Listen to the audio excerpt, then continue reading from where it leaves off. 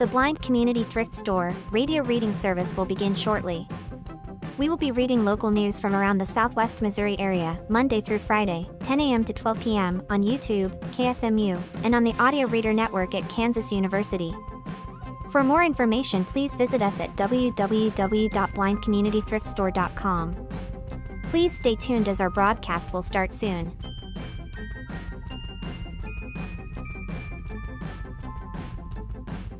Please remember to like, comment, and subscribe on our YouTube channel now. At Blind Community Thrift Store on YouTube, and more info about this radio reading service, Navalins, and the Blind Community Thrift Store at www.blindcommunitythriftstore.com.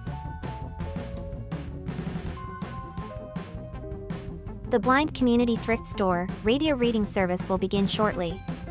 We will be reading local news from around the Southwest Missouri area, Monday through Friday, 10 a.m. to 12 p.m. on YouTube, KSMU, and on the Audio Reader Network at Kansas University. For more information, please visit us at www.blindcommunitythriftstore.com. Please stay tuned as our broadcast will start soon.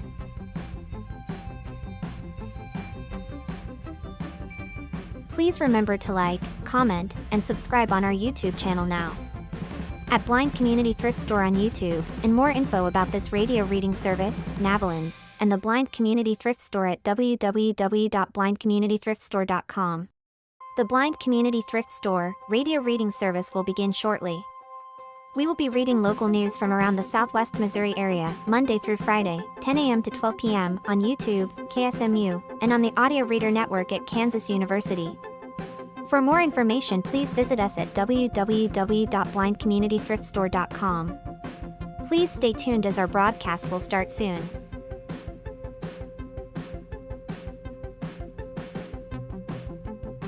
Please remember to like, comment, and subscribe on our YouTube channel now.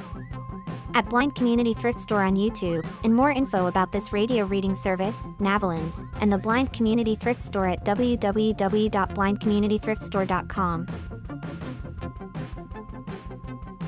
The Blind Community Thrift Store radio reading service will begin shortly. We will be reading local news from around the Southwest Missouri area, Monday through Friday, 10 a.m. to 12 p.m. on YouTube, KSMU, and on the Audio Reader Network at Kansas University. For more information, please visit us at www.blindcommunitythriftstore.com. Please stay tuned as our broadcast will start soon.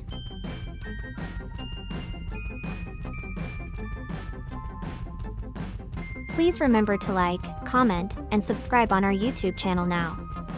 At Blind Community Thrift Store on YouTube, and more info about this radio reading service, Navalins, and the Blind Community Thrift Store at www.blindcommunitythriftstore.com.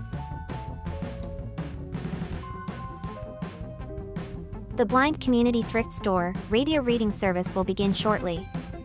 We will be reading local news from around the Southwest Missouri area, Monday through Friday, 10 a.m. to 12 p.m. on YouTube, KSMU, and on the Audio Reader Network at Kansas University. For more information, please visit us at www.blindcommunitythriftstore.com. Please stay tuned as our broadcast will start soon.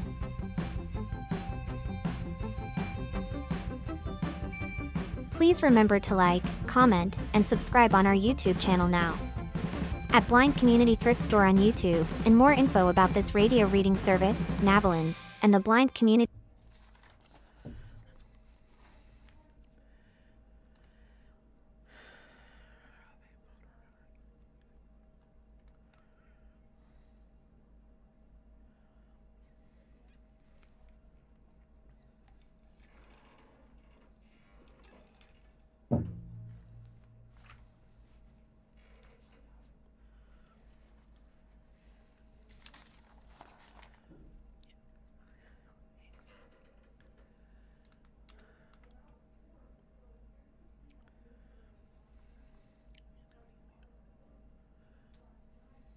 The time is 10 a.m. And a good morning. Thank you for tuning into the Blind Community Thrift Store radio reading service. This is Dory. Tony will be joining us shortly. We invite you to listen to our broadcasts both live and on demand. Our live sessions are available on the Blind Community Thrift Store YouTube channel Monday through Friday between 10 a.m. and noon each week. And additionally, you can access on-demand content through the Audio Reader Network, which offers a wide range of audio materials for the visually impaired community. To explore content from the Audio Reader Network, visit www.reader.ku.edu. The site provides details about accessing content via Amazon Alexa, Audio Reader Network mobile app, and information on receiving a radio to listen to the broadcast by KSMU Radio. All broadcasts are played over KSMU's subcarrier airwaves at 67 kilohertz on 91.1 from 3 to 5 p.m. Monday through Friday. Contact Audio Reader Network for information on receiving a pre-programmed radio. And we're going to start things off from the Springfield Daily Citizen with the results of the April 7th election here in Springfield, as well as Ozark, Nixa, and Republic. Follows is a picture of voter Barbara Lopez casting her vote on the proposed hotel tax increase. Springfield voters returned to the polls April 7th for another single question ballot, considering a similar hotel tax increase the city proposed in November 2025 to fund a $175 million downtown convention center. Several communities surrounding Springfield had busier ballots than the Queen City, from contested city council races to a school board election in Ozark and a countywide property tax credit proposed in Christian County. And we'll follow now with how the towns voted. Springfield voters, first off, rejected the hotel tax increase for the convention center. We see a picture of the preliminary rendering of the proposed convention and events center. For the second time, Springfield voters considered a hotel tax increase to help fund debt service for a new $175 million downtown convention center. Residents narrowly rejected a similar increase in November 2025, with 52.56% voting no. And the full story is following that November 2025 election, Springfield contracted with renowned global architecture firm Populous. The city released preliminary designs to help voters visualize the project and added a 35-year sunset to the hotel tax proposal in response to voter feedback from a public survey and listening session. The proposed convention center is based on a feasibility study by Chicago-based consulting firm Hunden Partners. The project would renovate and expand on the existing expo center to create 250,000 square feet of gross floor area, including a lobby, concourse, service corridor, kitchen, storage, and other support spaces. According to the study, this facility could generate $1.347 billion in new spending over the next 30 years as proposed. Our next byline reads Ozark School District Board of Education, and we see a picture of the school board candidates. With 3 vacancies on the Ozark School Board, newcomers Cindy Baker and Patrick Sullivan challenged 3 incumbents running for re-election, Amber Bryant, Matthew Grocock, and Christina Tonsing. And we see the chart of the 12 of 12 precincts reporting, and the winning candidates were Amber Bryant, Matthew Grocock, and Cindy Baker. Christian County property tax credit, Senate Bill number 3. Voters in Christian County rejected plans for a tax credit that would effectively freeze property taxes on residents' homesteads at the 2024 rate. Leading up to election, Christian County schools, fire districts, and other entities led an education campaign warning that the tax credit could lead to funding challenges for groups that rely on property tax funding. And we see the results of Senate Bill 3, again, came out with a no.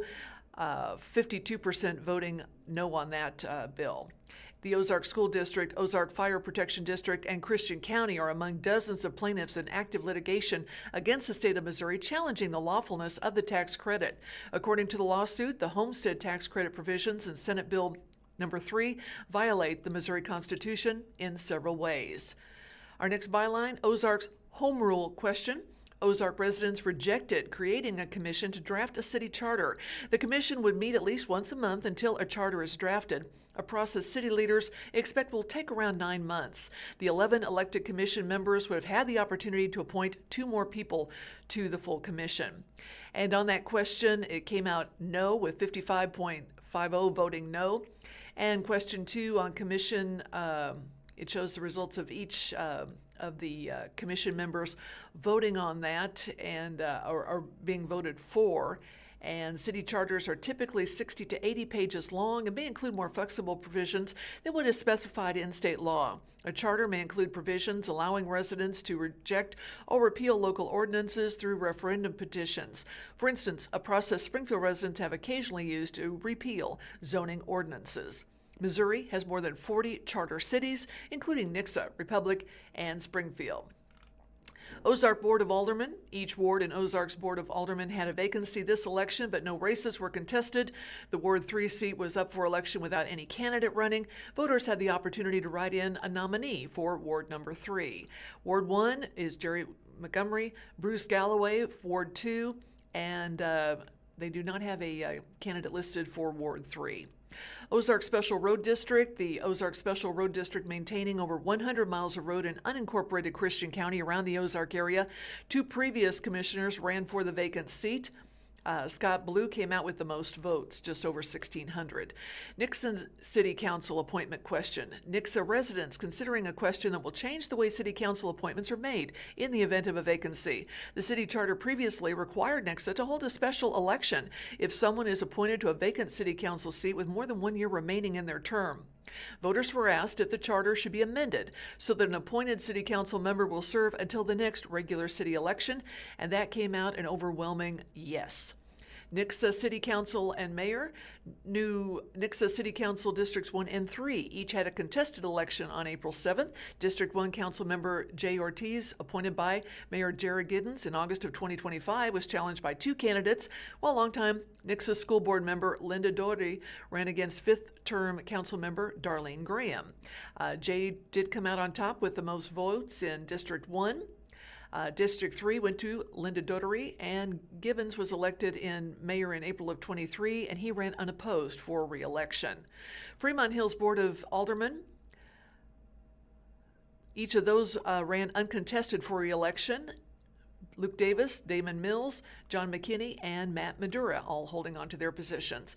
Meantime, in Republic, seats on each of Republic City Councils were on the ballot, although only 1 ward had a contested election.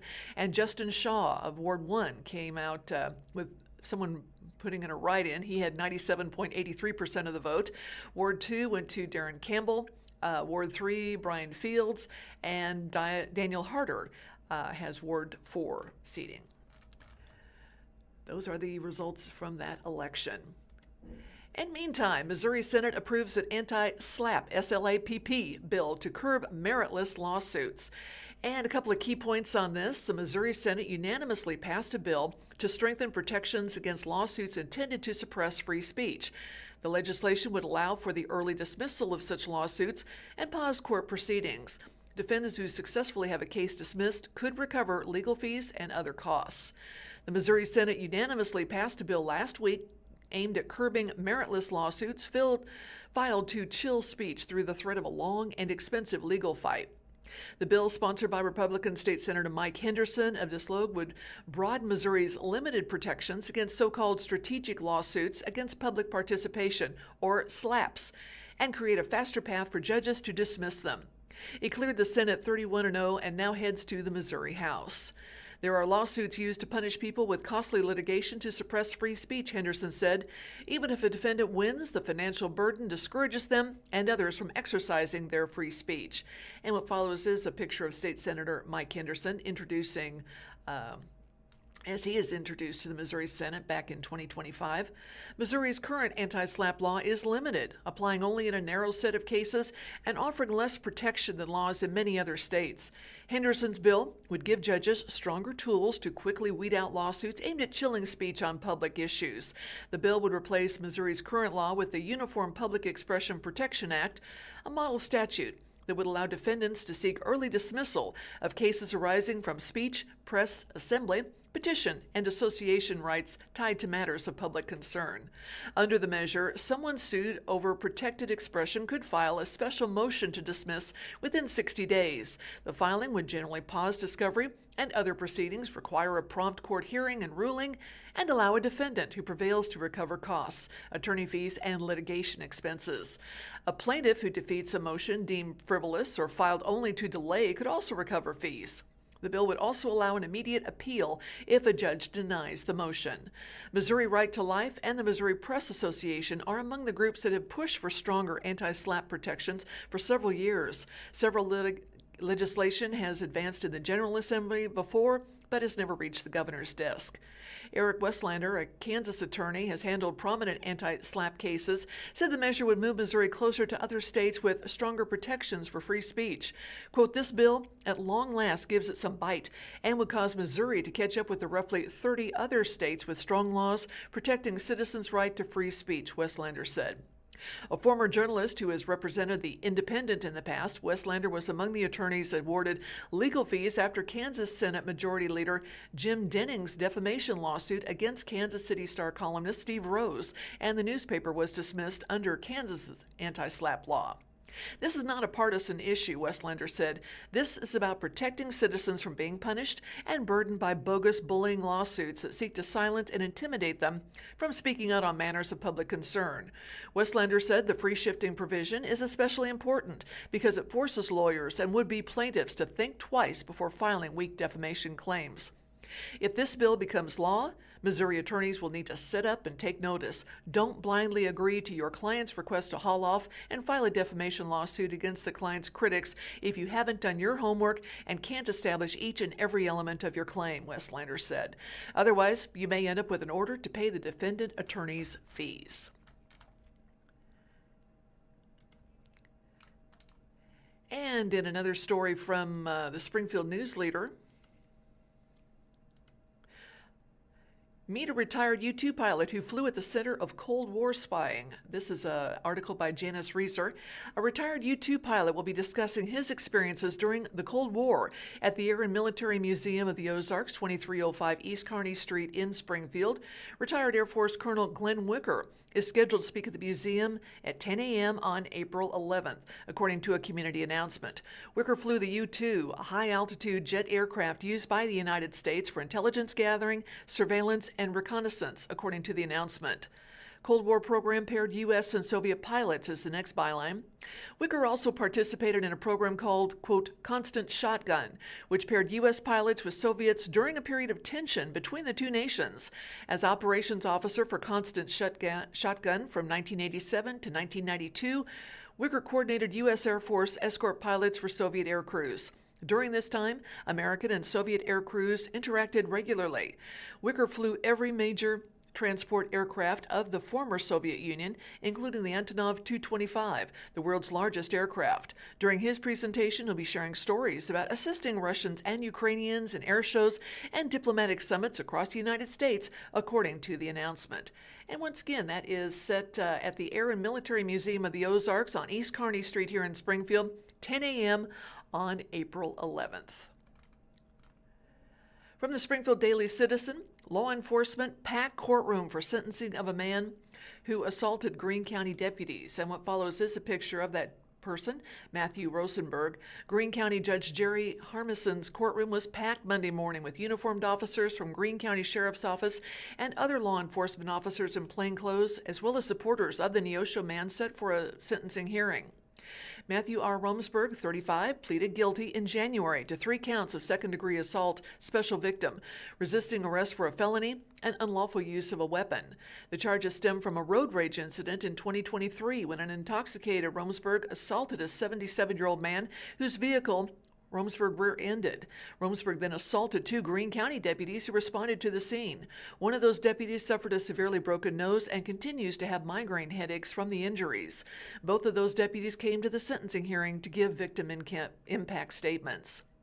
When Romsberg's defense attorney suggested the courtroom packed with law enforcement was perhaps an attempt to influence the judge, First Assistant Prosecuting Attorney Kim Pulley pushed back.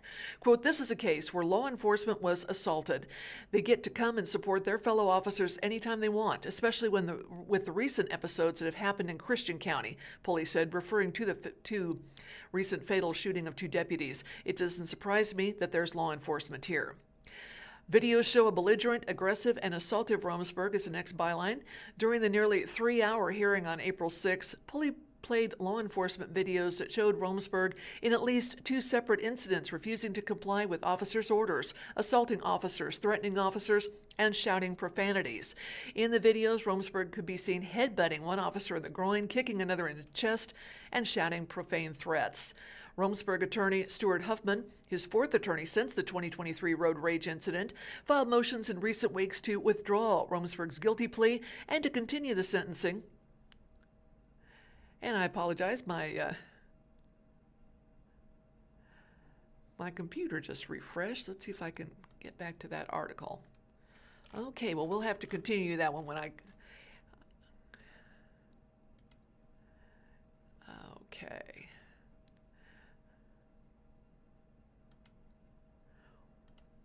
Well, from the Springfield News-Leader, just a reminder that if you're planning to dig this spring, Missouri law requires calling 811.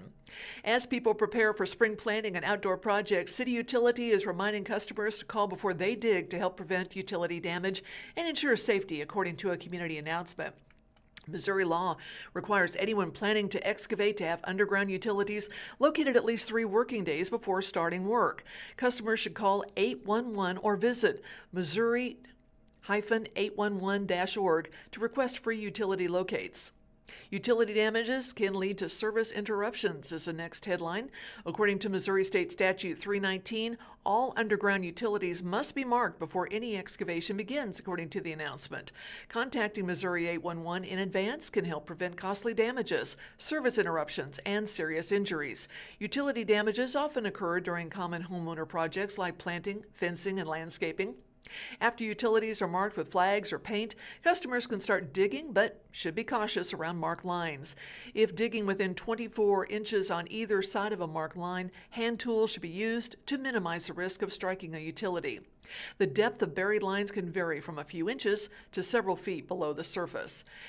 Signs of a natural gas leak. City Utility encourages customers to be aware of signs of a natural gas leak. Those include dead or discolored vegetation, bubbles in standing water, blowing dirt, sinkholes, or exposed pipe, hissing sounds near a gas line or meter, a sulfur or rotten egg odor. If a natural gas leak is suspected, individuals should stop what they're doing, move at least 300 feet away, and call 911 or City Utilities at 417-863-9000.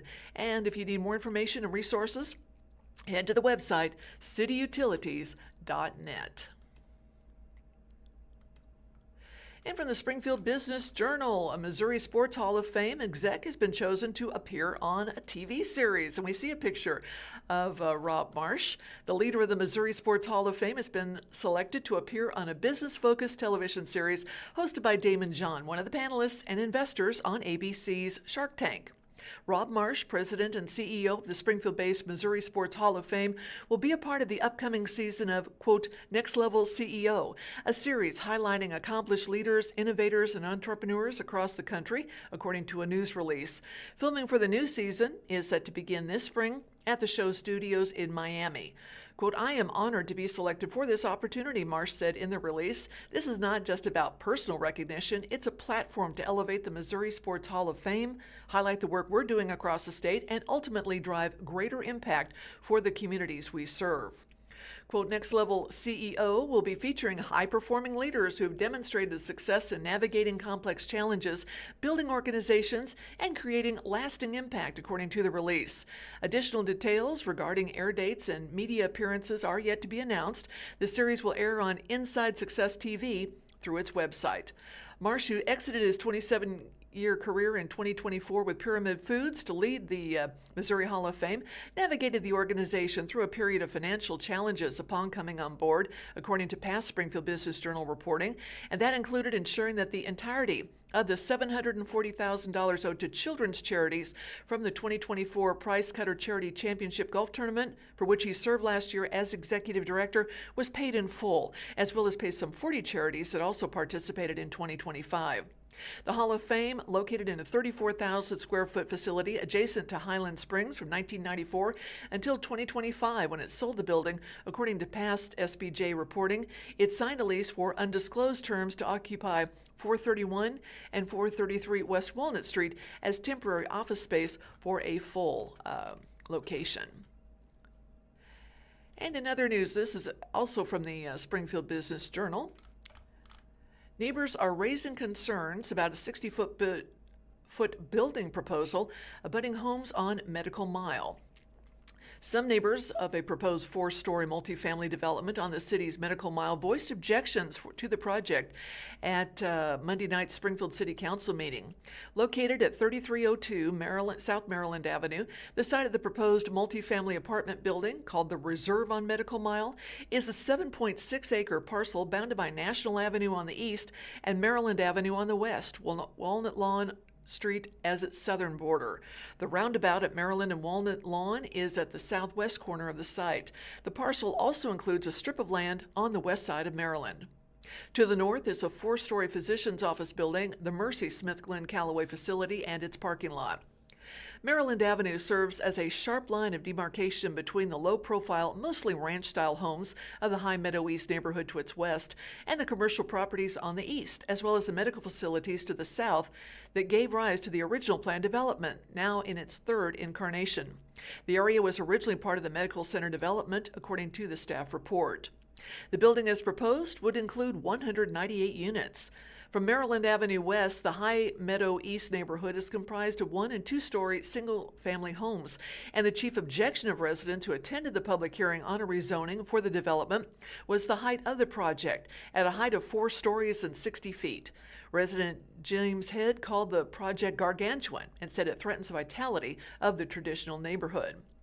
Justin Crichton, Assistant Director of Planning and Development, characterized the site's current status as an underutilized and underdeveloped parking lot. Councilmember Brandon Jensen raised the same concern. He said the design fits perfectly with the development to the east of Maryland Avenue, a bank, medical buildings, and commercial structures.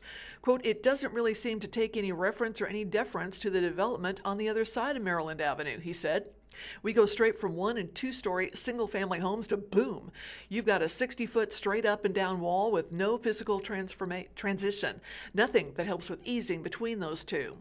Jensen added that the Forward SGF comprehensive plan advises that corridors be softened as they transition into neighborhoods.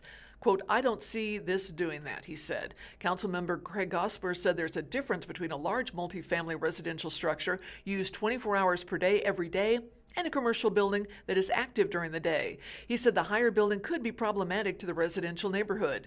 Quote, "I understand the neighbor's concern that you're in a single-family residential neighborhood and then all of a sudden there's a 4-story building with people," he said. Hosmer also clarified that the density is determined by the developer, and Crichton agreed. "I think that below a certain density, the project doesn't really make sense," Crichton said.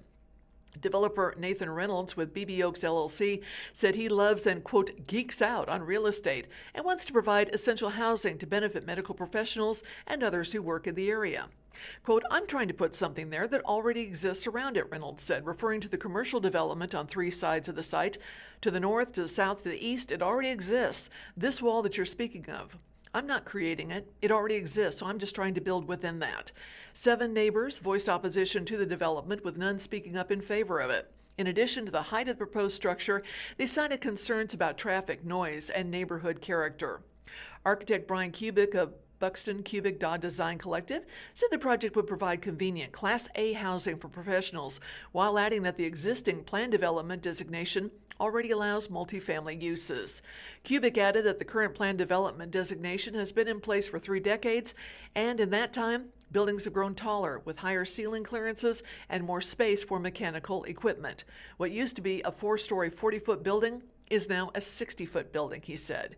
Cubic said just a little over 1,800 people work within a quarter mile of the site, and about 2/3 of them are in healthcare or social assistance fields. The project is proposed at a density of 29 dwelling units per acre, which is considered medium density, he said. Crichton said the current zoning designation allows 352 dwelling units per acre, while the proposed planning development would allow only 198 total dwelling units on the parcel. Council is scheduled to vote on the measure at its April 20th meeting. And in other news from the Springfield Business Journal, MSU has named a new chief financial officer. After roughly 2 years and 7 months without one, Missouri State University announced April 6th that it's chosen a new executive for the role. Eric Schick, most recently Vice President and CFO at the University of Tulsa, is set to officially begin his role at MSU April 13th. According to a news release, he's a certified public accountant with more than 25 years of leadership experience in finance and operations in the higher education and healthcare fields. He served as Executive Vice President and CFO at Tulsa-based St. Francis Health System for 23 years, and earlier in his career he worked as controller at Oklahoma State University Medical Center for 5 years, according to the release. Schick's predecessor, Stephen Folkart, retired August 1st, 2023, according to past SBJ reporting. He served MSU as CFO beginning in 2013 after 2 years on the job as interim CFO. Schick's base salary is $300,000, and the university is paying reasonable costs for relocation expenses, an MSU spokesperson told SBJ. Schick's employment with MSU does not include any housing, car, or other allowance. The spokesperson said Schick's predecessor, Folkart, earned just over $187,000 at the time of his retirement. MSU officials said with a starting salary of $128,000 back in 2011. Quote, Eric brings deep financial expertise, strong leadership, and proven ability to help organizations plan strategically for the future. MSU President Richard B. Williams said in the release, his experience in higher education and complex organizations will serve Missouri State well as we continue to advance the university's mission and position for its long-term success. Schick's duties will be including oversight over MSU financial operations, according to the release. An MSU spokesperson said that Schick's role as CFO is central to strengthening Missouri State's long-term financial strategy during a period of increased pressure on higher education. His work will focus on aligning budget planning with institutional priorities. He'll be a valuable partner to our already strong finance team as we continue to advance Missouri State's mission and steward our resources responsibly. And in other news, from the Springfield News-Leader, Ozark opens a Chadwick Flyer Bridge linking trail over Highway 65. The Chadwick Flyer Bridge over Highway 65 is now open, providing a safer way for pedestrians to cross the highway and linking key sections of the Chadwick Flyer Trail in Ozark. The bridge is open with temporary safety measures as final elements are completed, according to a community announcement. Crews have installed temporary fencing approved by the Missouri Department of Transportation and project engineers. Quote, we're excited to open the Chadwick Flyer Bridge and welcome the community onto this long-anticipated connection, Ozark Mayor Don Current said in the announcement. This project is about more than a bridge. It's about creating safer routes, encouraging outdoor recreation, and continuing to invest in the quality of life in Ozark for our citizens. The next headline reads, temporary components will be replaced as final elements are finished. A few final components, including angled panels and permanent railing, will be installed in the coming weeks with brief closures and expected as crews complete that work. The bridge is a big connection point, not just for Ozark, but for the entire region, Public Works Director Jeremy Parsons said in the announcement. It really helps tie the Chadwick Flyer Trail system together, making it easier and safer for people to get out and enjoy it across multiple communities. We appreciate everyone's patience as we finish up the final details.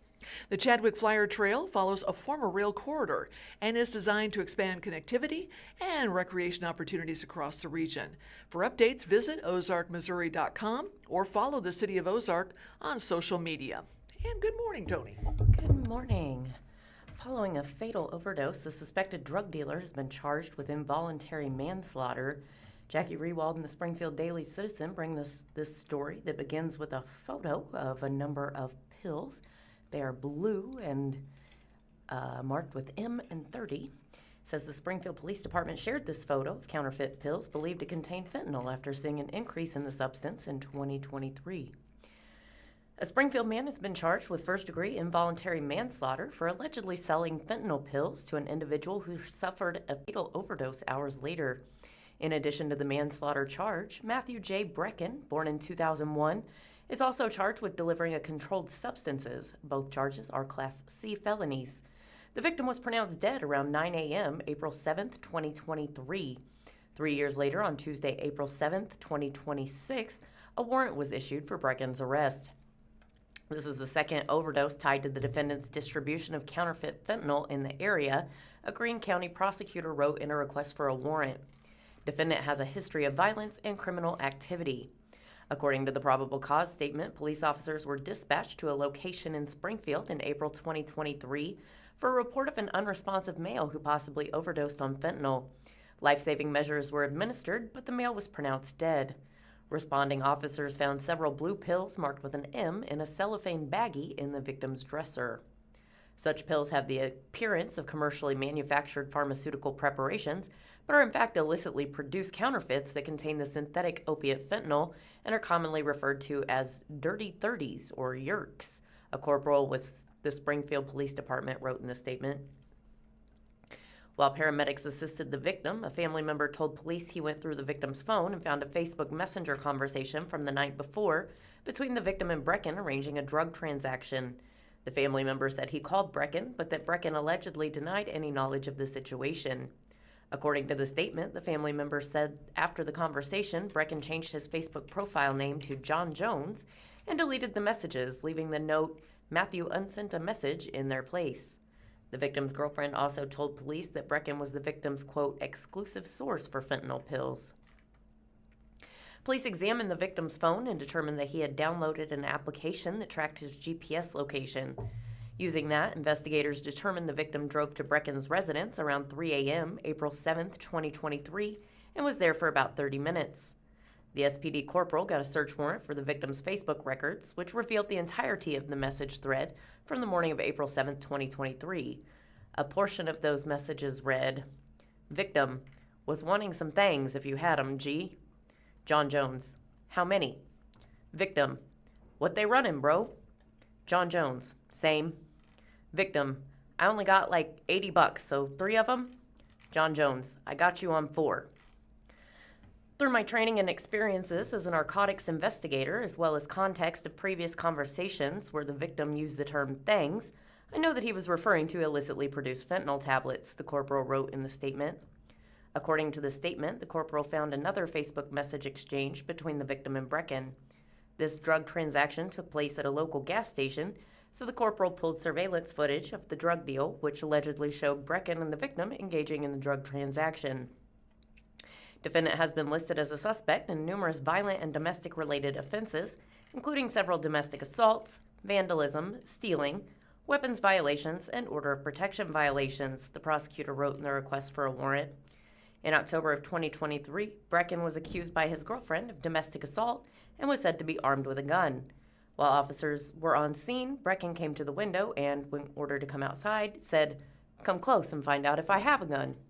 As of Tuesday afternoon, Brecken was not listed on the Greene County Jail roster.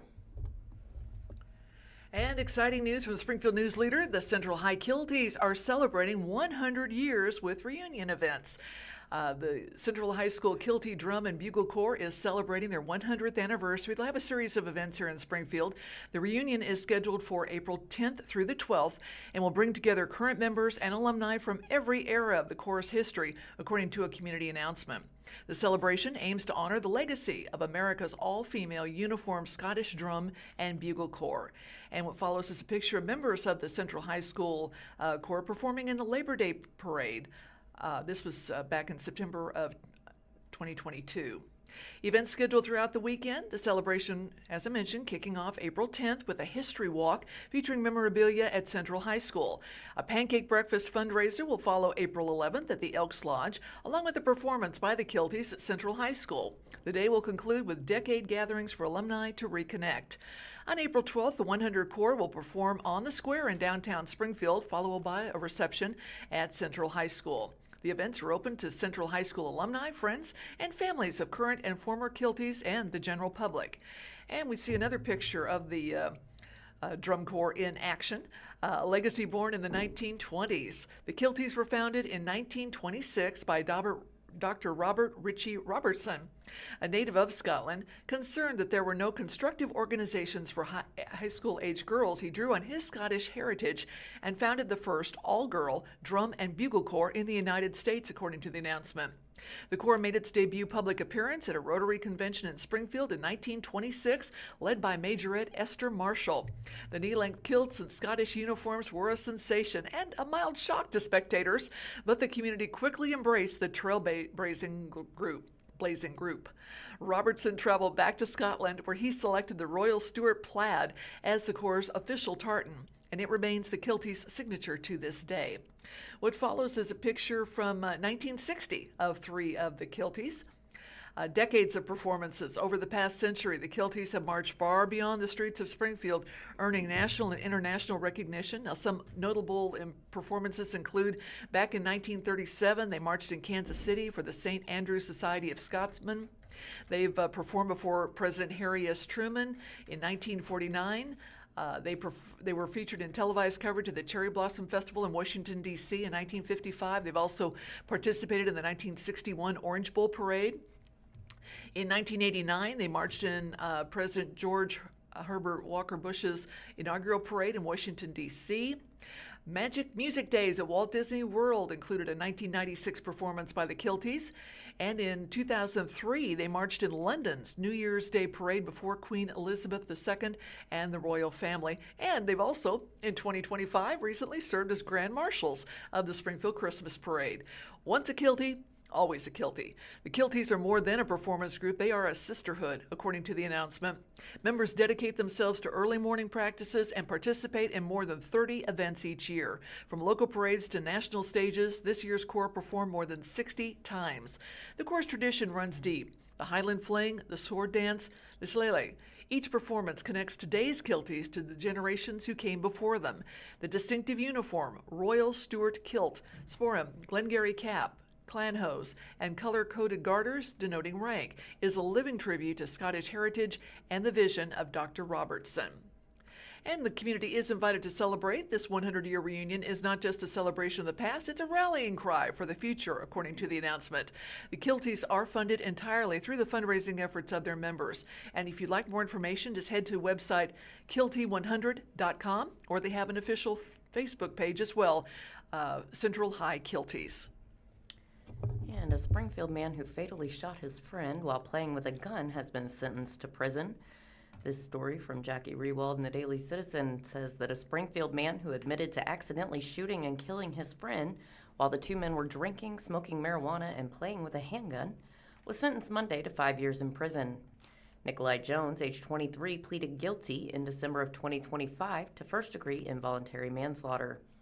James accidentally shot 19-year-old Keontae Terode on July 1st, 2023, at a residence in the 200 block of West Madison Street. Terode died of his injuries on July 3rd, 2023. At Jane's sentencing hearing in Judge Harry Harmison's courtroom, Terode's family and friends tearfully described Terode as a gentle giant who treated everyone with kindness and respect. Because his own mother needed a kidney transplant, Terode signed up to be an organ donor a few years before his death. When his family made the decision to take him off life support, his organs were donated to save others, they said. Terode's mother died of natural causes in 2025. Though my mom was facing health issues, I truly believe she died of a broken heart, Carrie Bright, Terode's sister, said. We won't get to see him married and have his own kids. He would have been a wonderful father. James was 20 at the time of the shooting. According to Assistant Prosecuting Attorney Connor Brown, Terode was fatally shot in the back of his head while hanging out at Jane's residence with James and two other young men. The four were drinking and smoking marijuana when James brought out his Glock 22 handgun and began playing around with it. The defendant, as they were all hanging out in the living room, made the deliberate choice, as three other people were sitting in his living room taking intoxicating substances, to pull out his Glock 22, Brown said. The defendant liked his gun, thought it was fun, thought it was a plaything. The defendant began playing with the gun, dry firing the gun, and passing it around to others. Brown went on to describe what the witnesses stated happened that night, that James and Terode were joking around with the unloaded gun, but at some point a magazine was loaded into the gun, and the gun wound up back in James's hands. The defendant does what no one reasonable or prudent would ever do with a firearm, Brown said. He fails to make sure that firearm is safe. Brown reminded the judge that anybody who grows up in the Ozarks knows the number one rule about gun safety is to always treat a firearm as if it's loaded. Not respecting that rule, not respecting the deadly weapon in your hands, is not just careless, it's dangerous, it's downright callous, Brown said. Then the defendant committed the ultimate sin. The defendant pulled that trigger without any assurance that it wasn't loaded. he decided to pull the trigger for fun. Brown acknowledged that Janes didn't have a criminal history and has had mental health and cognitive obstacles in his life, but the prosecutor argued those factors don't overcome the obvious terrible repercussions someone should face when they mishandle a firearm that way. According to those who spoke at Monday's sentencing hearing, Terode was a hard worker who loved his family and friends, football, and fishing. Caden Plummer, Terode's best friend, told the judge about how Terode strived to make a better life for himself. He kept his head clean, he worked hard, he stayed out of trouble, Plummer said. The world lost a young man who was doing everything right. Plummer encouraged Judge Harmison to hold Janes responsible so that Terode's life would be recognized as valuable. Whether the shooter knew the gun was loaded or not, Plummer said, he chose to point it at Keontae and he chose to pull the trigger. Janes was initially charged with second-degree assault and armed criminal action. The charges against Janes were updated to first-degree involuntary manslaughter and armed criminal action after Terode died. As part of the plea agreement, prosecutors agreed to drop the charge of armed criminal action and recommended to the judge that Janes not spend more than 5 years in prison. And Greene County Commission rejects rezoning for a battery energy storage system. This is from the Springfield Daily Citizen. We first see a picture of attendees sworn in before the Greene County Commission meeting, which was held on April 5th. The vast majority there to speak against the Sophos Power battery storage system. The Greene County Commission on Monday, April 6, denied a request to rezone 40 acres of property for a lithium-ion battery energy storage system proposed by Sophos Power, following a lengthy public hearing which more than 24 residents and firefighters raised concerns with the $285 million project. Both commissioners present, John Russell and Rusty McLaughlin, voted against the request, consistent with the recommendation of the Greene County Planning Board and contrary to that of county staff, which had recommended approval with 8 conditions. Presiding Commissioner Bob Dixon was absent from Monday's meeting. Founded in Spain in 2004, Sophos Power has been headquartered in Birmingham, Alabama since 2017. Having previously developed solar infrastructure, the company is now focused exclusively on battery energy storage systems. Well, of course, what are those?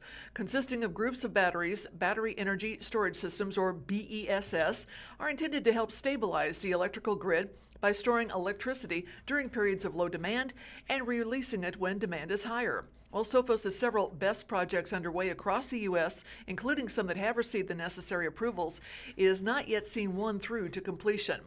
For the project proposed in Greene County, Sophos, via SP Resilient Power 09 LLC, was applying to have the 40-acre parcel at 4873 North Rocky Lane rezoned from an agricultural district to a plot assignment district. The property in question, located just south of Farm Road 84, about 2 miles north of Springfield city limits and southeast of McDaniel Lake.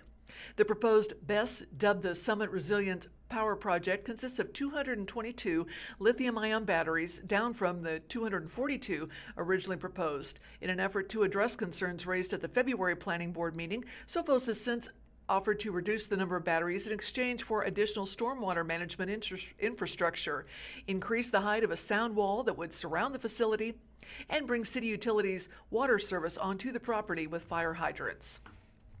Each battery would be enclosed in shipping containers affixed with a cooling system and safely monitoring equipment that would allow staff to remotely monitor and shut down batteries that are increasing in temperature. Whose staff, however, is not entirely clear, as Sophos would only be involved in the pre-development phase of the project and would sell the project to a third-party company that would construct the facility and operate it. Juan Mayoral, founder and CEO of Sophos Power, said the property was chosen largely due to its proximity to a city utilities substation located northeast of the proposed site. The eventual owner of the BESS, which was proposed to connect to the substation, would purchase energy from city utilities and sell it back to the municipal utility during peak demand periods. Mayoral suggested that it would save CU money by mitigating the need for new power lines and transferring electricity from long distances. Sophos was prepared to invest $285 million in the project, which the company projected could generate up to $19.9 million in tax revenues over an estimated 20-year operational life, including more than $9 million in property tax revenue. While the company did not plan to pursue property tax abatement, it was considering using incentives to spread the tax burden across the 20 years. Mayoral said that while the facility's operational life could potentially exceed 20 years, it would become unusable once the batteries degrade below 70 to 80%, as they would no longer be guaranteed by the manufacturer. At that point, the facility would need to be decommissioned in accordance with decommissioning plan, a draft of which was provided alongside the rezoning application. The next headline reads, Ebenezer Fire Chief, potential incident would require large-scale response. And we see a map of the 40-acre parcel concerning the new facility, of the various types of batteries used in battery energy storage systems, which can vary in energy density, cost, and lifespan. Lithium-ion is the most common. However, they're also widely considered the most dangerous due to the risk of thermal runaway, a chief reaction of uncontrolled heating that can lead to fire or explosion. City Utilities is developing a pair of its own battery storage projects elsewhere in the county using zinc-based batteries, which, according to CU, are designed to last longer than traditional lithium-ion technology and considered among the safest forms of grid-scale energy storage available today. Alex Fukuchi, project manager for the Sophos company, emphasized that BESS fires have significantly decreased as the number of installations have continued to increase, which he attributed to the development of codes and standards, as well as a change in the type of metal frequently used in lithium-ion batteries. Many early systems used a lithium-ion battery that was used nickel in its chemistry. Current and modern systems more and more frequently use an iron-based chemistry. Nickel batteries are a little bit lighter and energy dense, and so generally more suitable for electric vehicles or e-mobility devices like scooters and bikes, whereas these iron phosphate chemistry batteries are better situated for these standalone uses. They're more stable, they have a wider range of safe operating temperatures, and they're the technology that you really want to operate in conjunction safely with existing grid equipment, which is critical infrastructure for all of us. While rare, BESS fires can be extremely difficult to extinguish and require a significant amount of water. Despite assurances from Sophos that the facility would comply with stringent safety standards and a willingness on behalf of the company to do whatever it takes to make the commission comfortable with the project, residents and commissioners alike felt that the fire risks, among other concerns, outweigh the potential benefits. Nelson Pruitt, chief of the Ebenezer Fire Protection District, which has jurisdiction over the property in question, testified that any potential incident at the proposed BESS would require a, quote, Region D response. One of 9 emergency response regions in Missouri, Region D consists of 18 counties in southwest Missouri. According to Pruitt, the Springfield Fire Department is the only agency in Region D with hazmat capabilities. As such, he said that they may need to call on Kansas City, St. Louis, or Jeff City for additional assistance, all of which are outside the 18-county region. If Springfield Fire is out on 2.5 house fires, their resources are tapped out as well, Pruitt said. So if you hit the right time of day, we may be waiting 2-3 hours on the tech team to come from those other cities. That is a concern for us. In the event of a fire, Pruitt said, the Ebenezer Fire Protection District, which he described as, quote, tiny at nighttime with only 4 firefighters on shift, would focus on evacuating residents while awaiting mutual aid. In addition to the risk of fire, attendees expressed concern over potential groundwater contamination, particularly due to the prevalence of sinkholes on the property and its proximity to McDaniel Lake, one of 3 that supplies Springfield's drinking water. This is a high-risk location from an environmental standpoint, said Fred Ellison, who lives near the subject property. As other people have pointed out, the sinkholes on this property no doubt feed into the water supply for the city of Springfield, so any contamination that occurs is going to end up in the aquifer. Residents also voiced concerns about how the project could impact property values, potential noise pollution, and construction-related roadway deterioration. There's no road use agreement, yet we know that there's substantial road improvements that would be necessary to haul. I don't know what number they're at now. They were at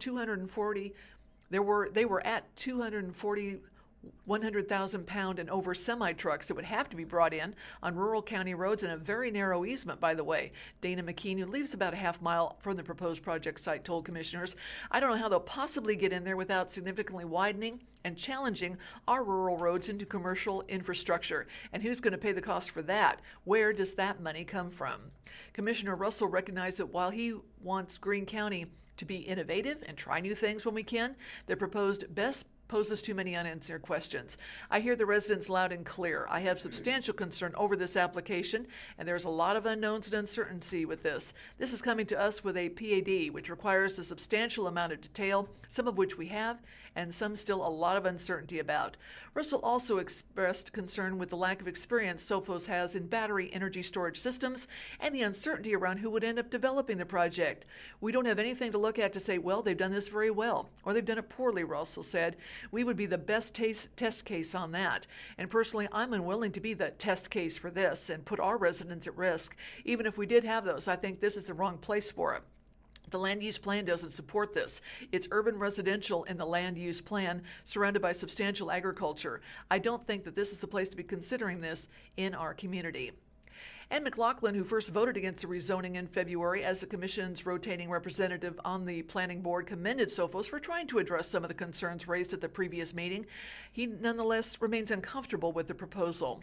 The risk of a fire, from what I've come to learn, is minimal, but if it happens, it's catastrophic. And this is too close to our waterway, McLaughlin said.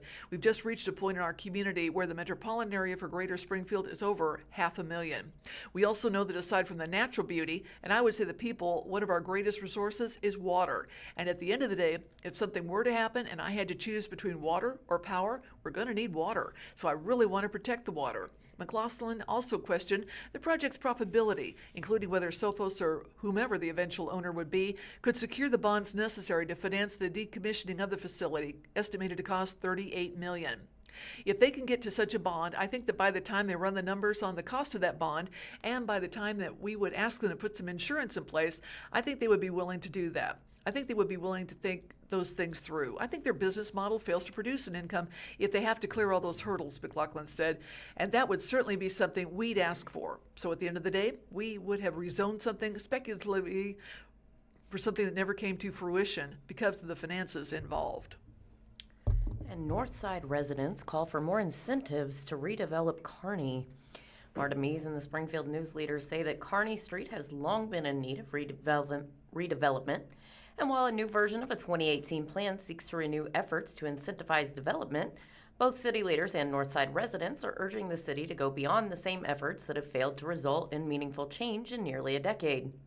The original redevelopment plan, approved by Springfield City Council in 2018, covered 3.5 miles of Kearney Street between Albertha Avenue and just east of Glenstone Avenue, and sought to use property tax abatements to encourage investment into the corridor. However, only 7 projects have occurred under the plan, 6 at the intersection with Glenstone, and the remaining one at the other end of the corridor, with no meaningful redevelopment in the middle sections. City staff presented a new version of the same redevelopment plan, which expired in 2023, to Council at its Monday, April 6th meeting. Changes to the plan have been minimal, primarily adding to the list of excluded uses that are not eligible for tax abatement. These include adult-oriented uses, outdoor storage, homeless services, payday loan shops, and single-family residences. The new plan would add head shops, smoke and vape shops, and junkyards to this list. At the Monday meeting, Council voted to amend this list to also exclude marijuana dispensaries from tax abatement in a 7-1 vote. Mayor Jeff Schrag was the only one opposed to the addition, and Councilman Abe McGull was absent.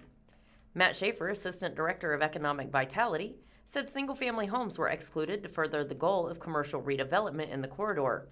These exclusions are not prohibitions of these uses along the corridor, but mean these types of developments cannot take advantage of the tax abatement offered through the plan.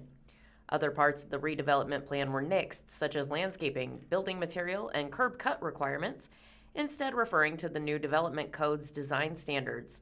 Councilman Bruce Adib Yazdi said during public input sessions, the building requirements were noted as being too costly to make tax abatement worth it for developers before, and the standards of the new development code still achieve quality design without being too onerous.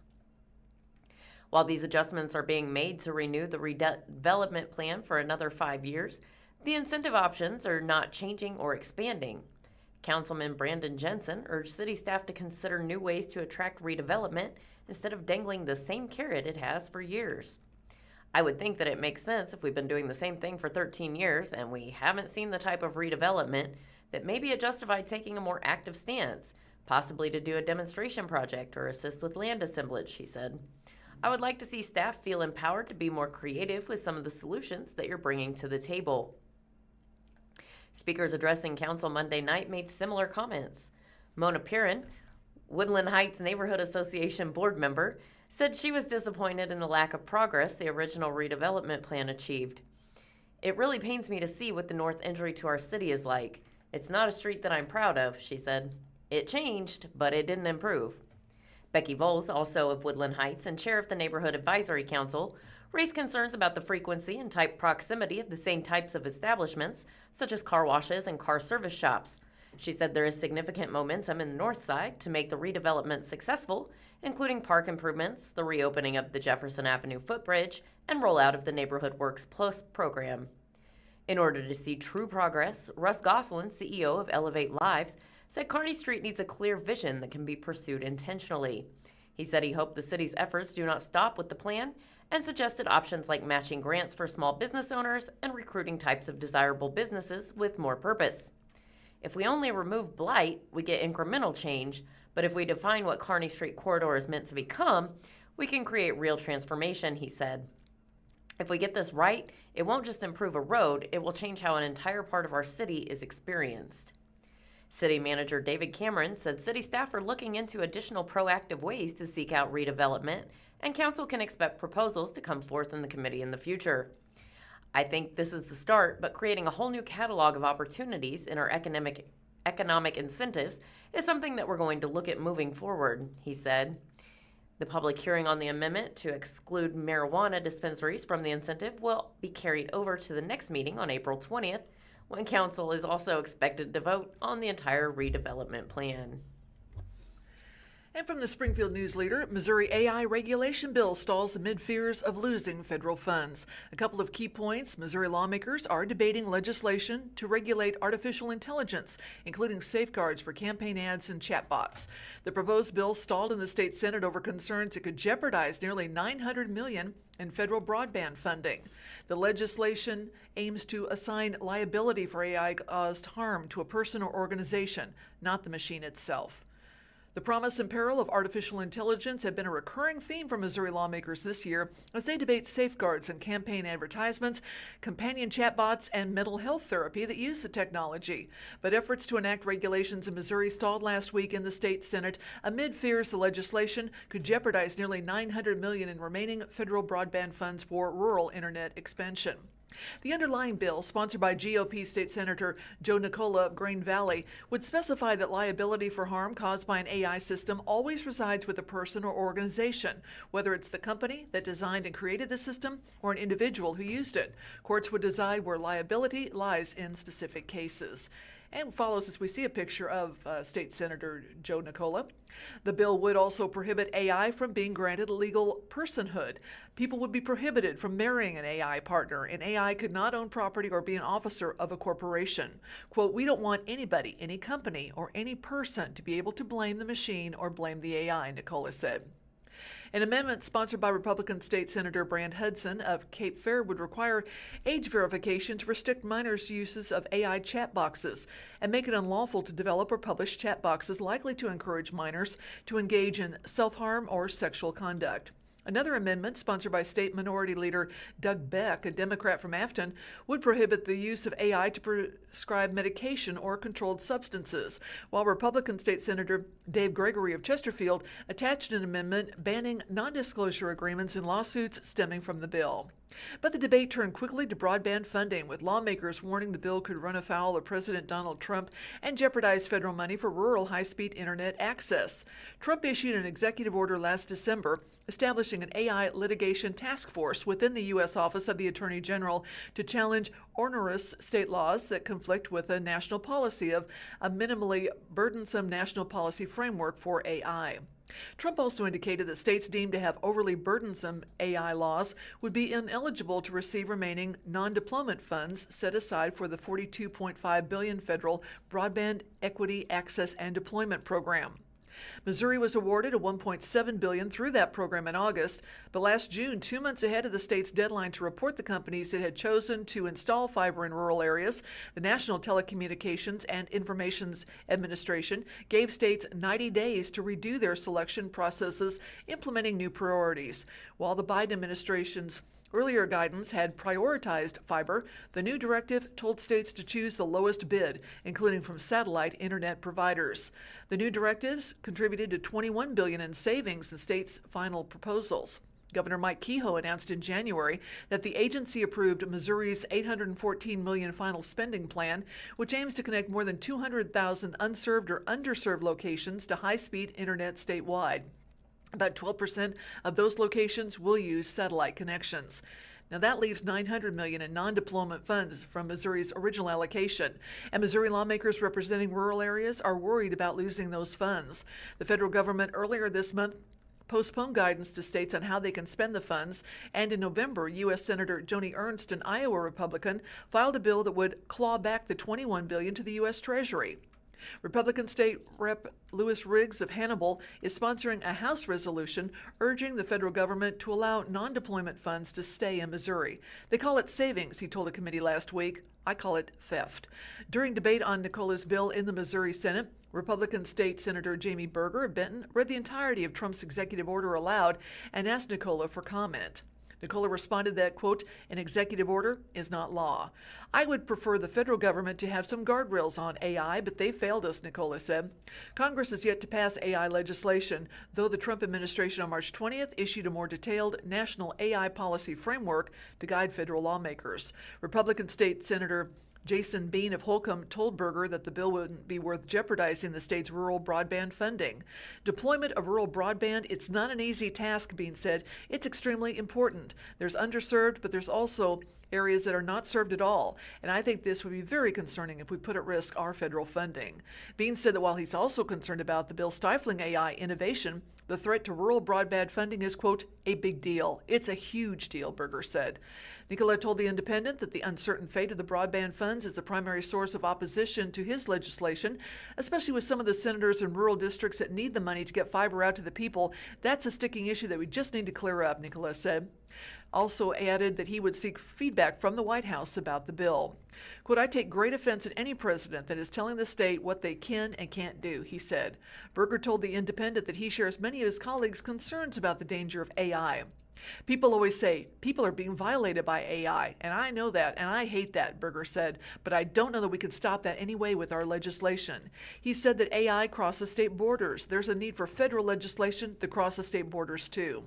I live 20 miles from Illinois, 80 miles from Arkansas, Berger said. They'll just go across state lines. How can we regulate those things?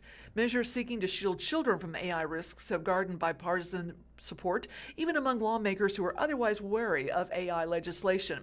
Republican State Senator Mary Elizabeth Coleman of Arnold said that while she had real deep concerns about the bill, Hudson's amendment requiring age verification for AI chatbots would help, quote, protect minors from people who wish to see and do harm. I'm old enough to remember when we thought that less government, not more, is preferential, and that regulation for the sake of regulation was bad, Coleman said. Another bill sponsored by Democratic State Senator Patty Lewis of Kansas City would make it unlawful for people who develop or publish AI to advertise that it can provide professional mental health services. Republican State Representative Tara Peters of Rolla is sponsoring a similar House bill. And during committee hearings on the legislation last month, witnesses described the danger of AI's tendency to reinforce the ideas people feed into it. This danger, they said, can especially affect children and teens. Dr. Heidi Sally, a primary care pediatrician and president of the Missouri chapter of the American Academy of Pediatrics, told The Independent that while AI legislation, quote, will never be able to protect 100% of the people, it's important to require AI companies to take safety precautions. And she said that the emphasis in Lewis and Peters' bills on advertising means that they won't stifle innovations in the AI industry. It doesn't prohibit development, Sally said, but that may not be enough to win enough lawmakers' support.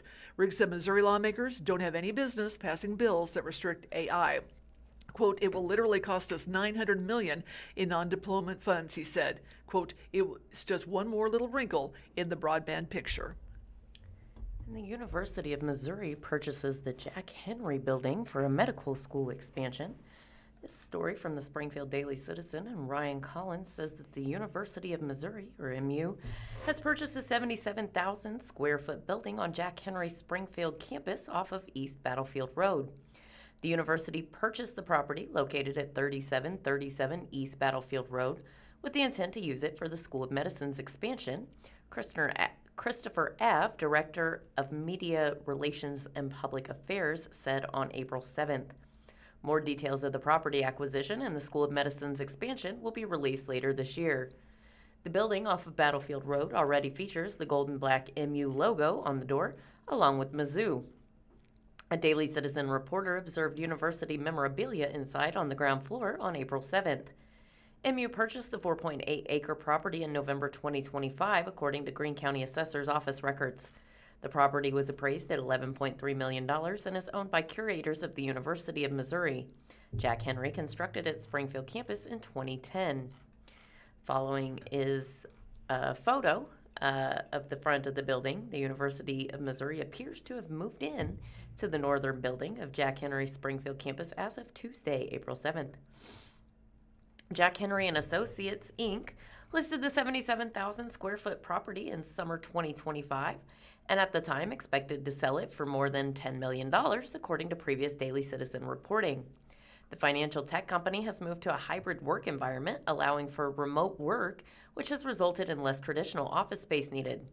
Jack Henry declined to disclose the financial details of the transaction.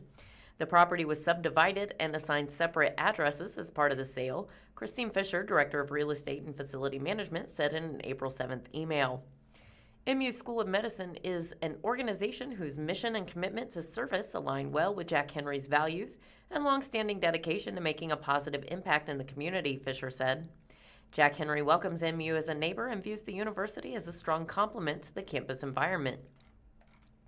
Following is a photo of the University of Missouri Springfield Clinical Campus that's expected to be expanded into a full 4-year medical school.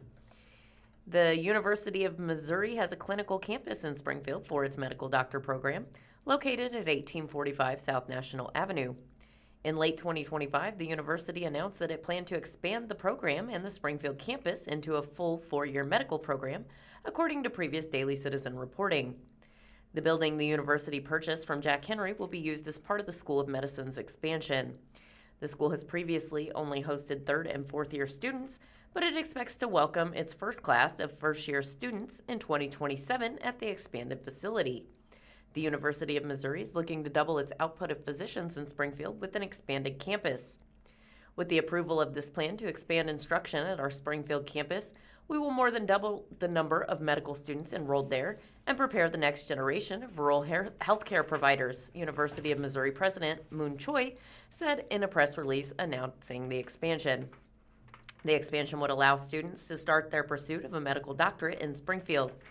The nearly 22,000 square foot property that currently houses MU's School of Medicine is owned by Greystone Court Properties, LLC, according to Greene County Assessor's Office records. MU does not own the property that houses the School of Medicine. Greystone Court Properties is registered to have been up of Springfield, according to Missouri Secretary of State records. The following headline reads that Jack Henry still owns 30-plus acres for Springfield campus and has a photo of the northernmost building on its Springfield property, located at 3737 East Battlefield Road, the one that they just sold. Jack Henry will continue to own and operate the southernmost building on the property, located at 3725 East Battlefield Road. That building, with about 86,000 square feet, just underwent renovations that wrapped up in late 2024, according to previous Daily Citizen reporting. The financial tech company also owns the surrounding land that makes up the campus. MU purchased 4.8 acres within Jack Henry's scenic 36-acre campus, Fisher said in the email. Both organizations have already begun building a cooperative relationship and look forward to working together as good neighbors, contributing to the continued growth and vitality of the community, Fisher said. And you're listening to the Blind Community Thrift Store radio reading service. Hope you'll come by and see us in person for some great daily deals. 2713 North Kansas Expressway here in Springfield, Missouri. Veterans receive a 25% discount every day, providing significant savings as just a token of appreciation for their service. And additionally, the store features a weekly clothing sale where all clothing items are available 50% off every Wednesday. And seniors age 55 and older benefit from a 25% discount Tuesdays, making shopping more affordable for the senior community. Well, after cutting child care funding, Missouri House has approved some tax credits. This is from the Springfield News-Leader. A couple of key points. The Missouri House passed a bill to create tax credits aimed at improving child care access and affordability. The bill, which has previously failed in the Senate, received bipartisan support in the House, and debate arose over why some Republicans supported the tax credits but opposed restoring funding for the state's child care subsidy program.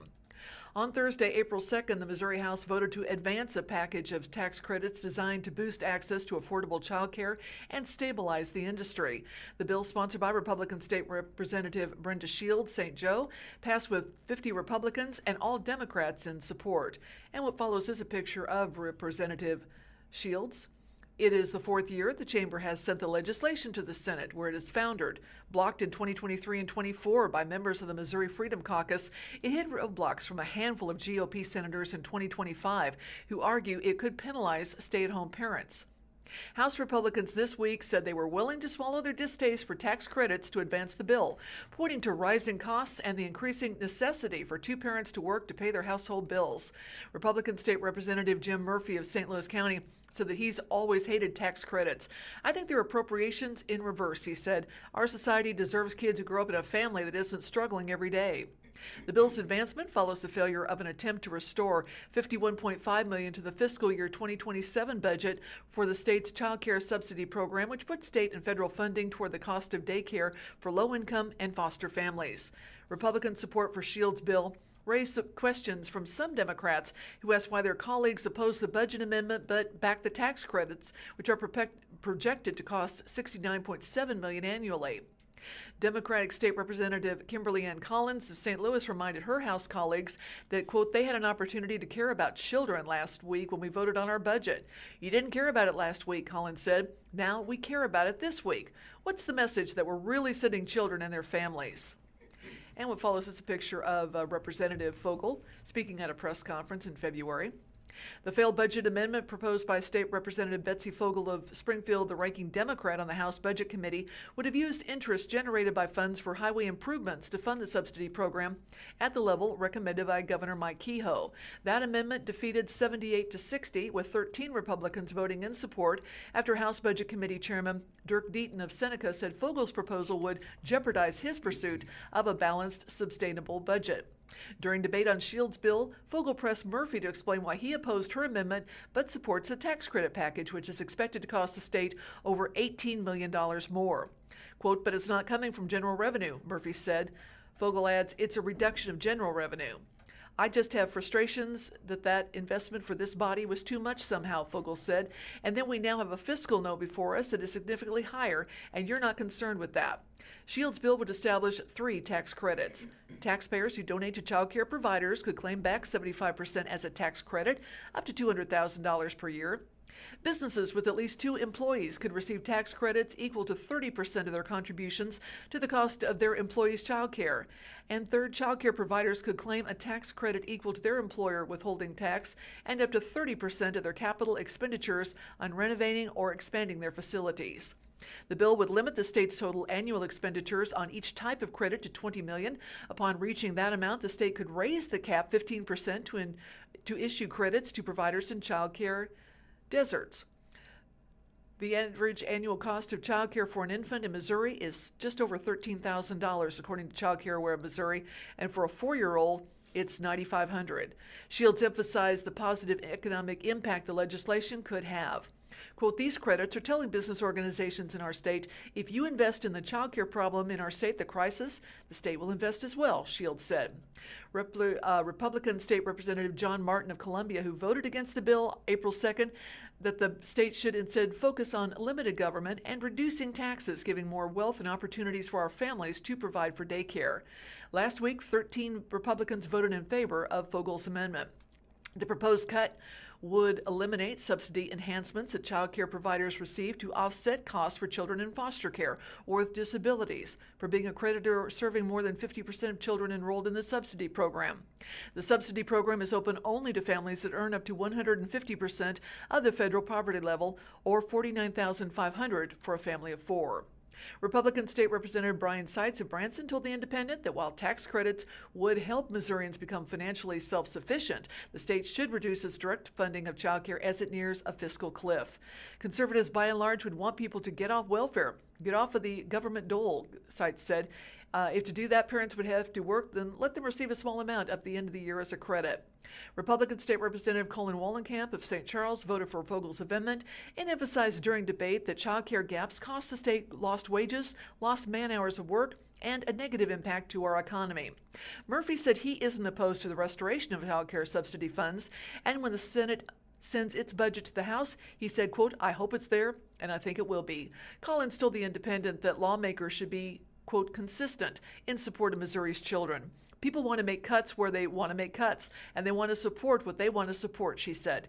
If the Senate restores the proposed funding cut to the subsidy program, Seitz said he's not sure he would be in support. Quote, "I would have to ask, where does the money come from?" And in breaking news this morning, a missing Pennsylvania child has been found near Conway, and a Missouri man has been arrested. Susan Shuk with the Springfield News-Leader brings us this story this morning that says Missouri State Highway Patrol found a missing Pennsylvania child in Laclede County on April 3rd, according to a news release, and arrested the Seneca man he was traveling with for possessing child sexual abuse material. MSHP arrested 18-year-old Michael L. Colchado of Seneca on 3 felony counts of possession of child pornography. Colchado is being held in Laclede County Jail without bond, and the child from Pennsylvania was returned home. According to the news release, troopers received a tip on April 3rd that a missing child was possibly traveling on Interstate 44 in Laclede County as part of a larger ongoing investigation in conjunction with Pennsylvania authorities and FBI investigators. Troopers then located the vehicle near Conway and conducted a traffic stop. During the stop, troopers found the child in a vehicle operated by Colchado, who told him that he traveled to Pennsylvania to pick up the child and was taking the child back to a friend's house near Seneca, according to the probable cause statement. MSHP also found 3 instances of CSAM, 2 photos, and a video on Colchado's phone. During the investigation, Colchado told the trooper that he knew the file showed CSAM and that it was illegal to have, but that he liked the thrill of having illegal stuff on his phone, according to the probable cause statement. The 2 images were reported by an online provider to the National Center for Missing and Exploited Children as having been distributed online in January 2026, though distribution, quote, "was not in Laclede County," the probable cause statement said. The MSHP's Division of Drug and Crime Control's Special Victims Unit worked with Lebanon Police Department, Laclede County Sheriff's Office, and the FBI on this investigation. And Springfield voters did reject the increase to tax for Convention Center. Armed with additional information about the city's plan for a $175 million convention center, voters again rejected an increase to the lodging tax that would have funded the downtown project. With all precincts reporting, the tax measure failed with a 57.87% of voters voting against the increased tax, according to uncertified results from the Greene County Clerk's office. After asking voters for a second time to increase the lodging tax collected on hotel rooms and short-term rentals by 3% to fund expansion and renovation of the Springfield Expo Center at 635 East St. Louis Street, the city will once again have to rethink what comes next. That same question was asked in November and also failed. This time around, the tax included a 35-year sunset, and the city had shared additional details about the project, including concept illustrations produced by a global architecture firm. Quote, "We respect the decision of our voters and appreciate the time they took to learn about the proposal and make their voices heard," Mayor Jeff Schrag said in a news release. "Our next steps will be to take what we've heard and really focus on the priorities of the City Council as reflected by our residents." Turnout slightly higher than the November election at 10.3% countywide, per Greene County Clerk Shane Scholler. Both times the lodging tax increase was the only question on the Springfield ballot. Unlike the November election, which saw a mere 7.12% turnout and only pertained to Springfield, Tuesday, the tax measure was decided by more than a 2,000 vote difference. Historically, Springfield voters have been supportive of tax measures, even though those that actually impact their own pocketbooks, regardless of voter turnout. The lodging tax increase has been the first tax issue put forth by the city voters and have rejected in more than 15 years. Following the November election, City Manager David Cameron held several listening sessions, and the city stepped up efforts to inform and educate voters. The city revealed the location of the project and engaged architects to create a conceptual visual of what the convention center could entail, following community input gathering events. And what follows is a rendering of what it could have looked like. Yet skepticism persisted leading up to the election. Some were not convinced the proposed convention center could live up to consultants' 30-year projections. Others pointed to the lack of a clear parking plan or secured hotel development, which consultants deemed essential for the convention center's success, or questioned the city's focus on the convention center in the face of other priorities. Rebecca York was among those who voted against the tax on Tuesday. She told the News-Leader she thinks city resources should be focused on other needs in Springfield rather than a convention center. Cameron said the input sessions and roughly 100 speaking engagements leading up to the election provided context to both the November vote and the outcome of Tuesday's election. He said that he heard the people had more pressing concerns and felt the city was putting the convention center project ahead of more important issues. And what follows is a picture of voter Rebecca York voting against. After a second election with higher turnout, additional details, and a more robust campaign again around it, ending in the same result, Cameron said he'll be focusing the city's energy on other projects already in the works. Those include improvements to animal control and ways to better respond to noise complaints. Quote, "What I hear in the vote is the same thing I heard in those listening sessions. We want you to focus on the core functions that serve us first," he said. "I'm moving on to the projects that I heard the citizens said they wanted us to focus on and what the council's directed me in their 5 priorities." Unlike in November, several local political action committees also organized to back the tax, spending more than $90,000 total on signs, billboards, digital ads, mailers, and text message blasts. Among those was Friends of Springfield PAC, which formed in February solely to support the lodging tax increase.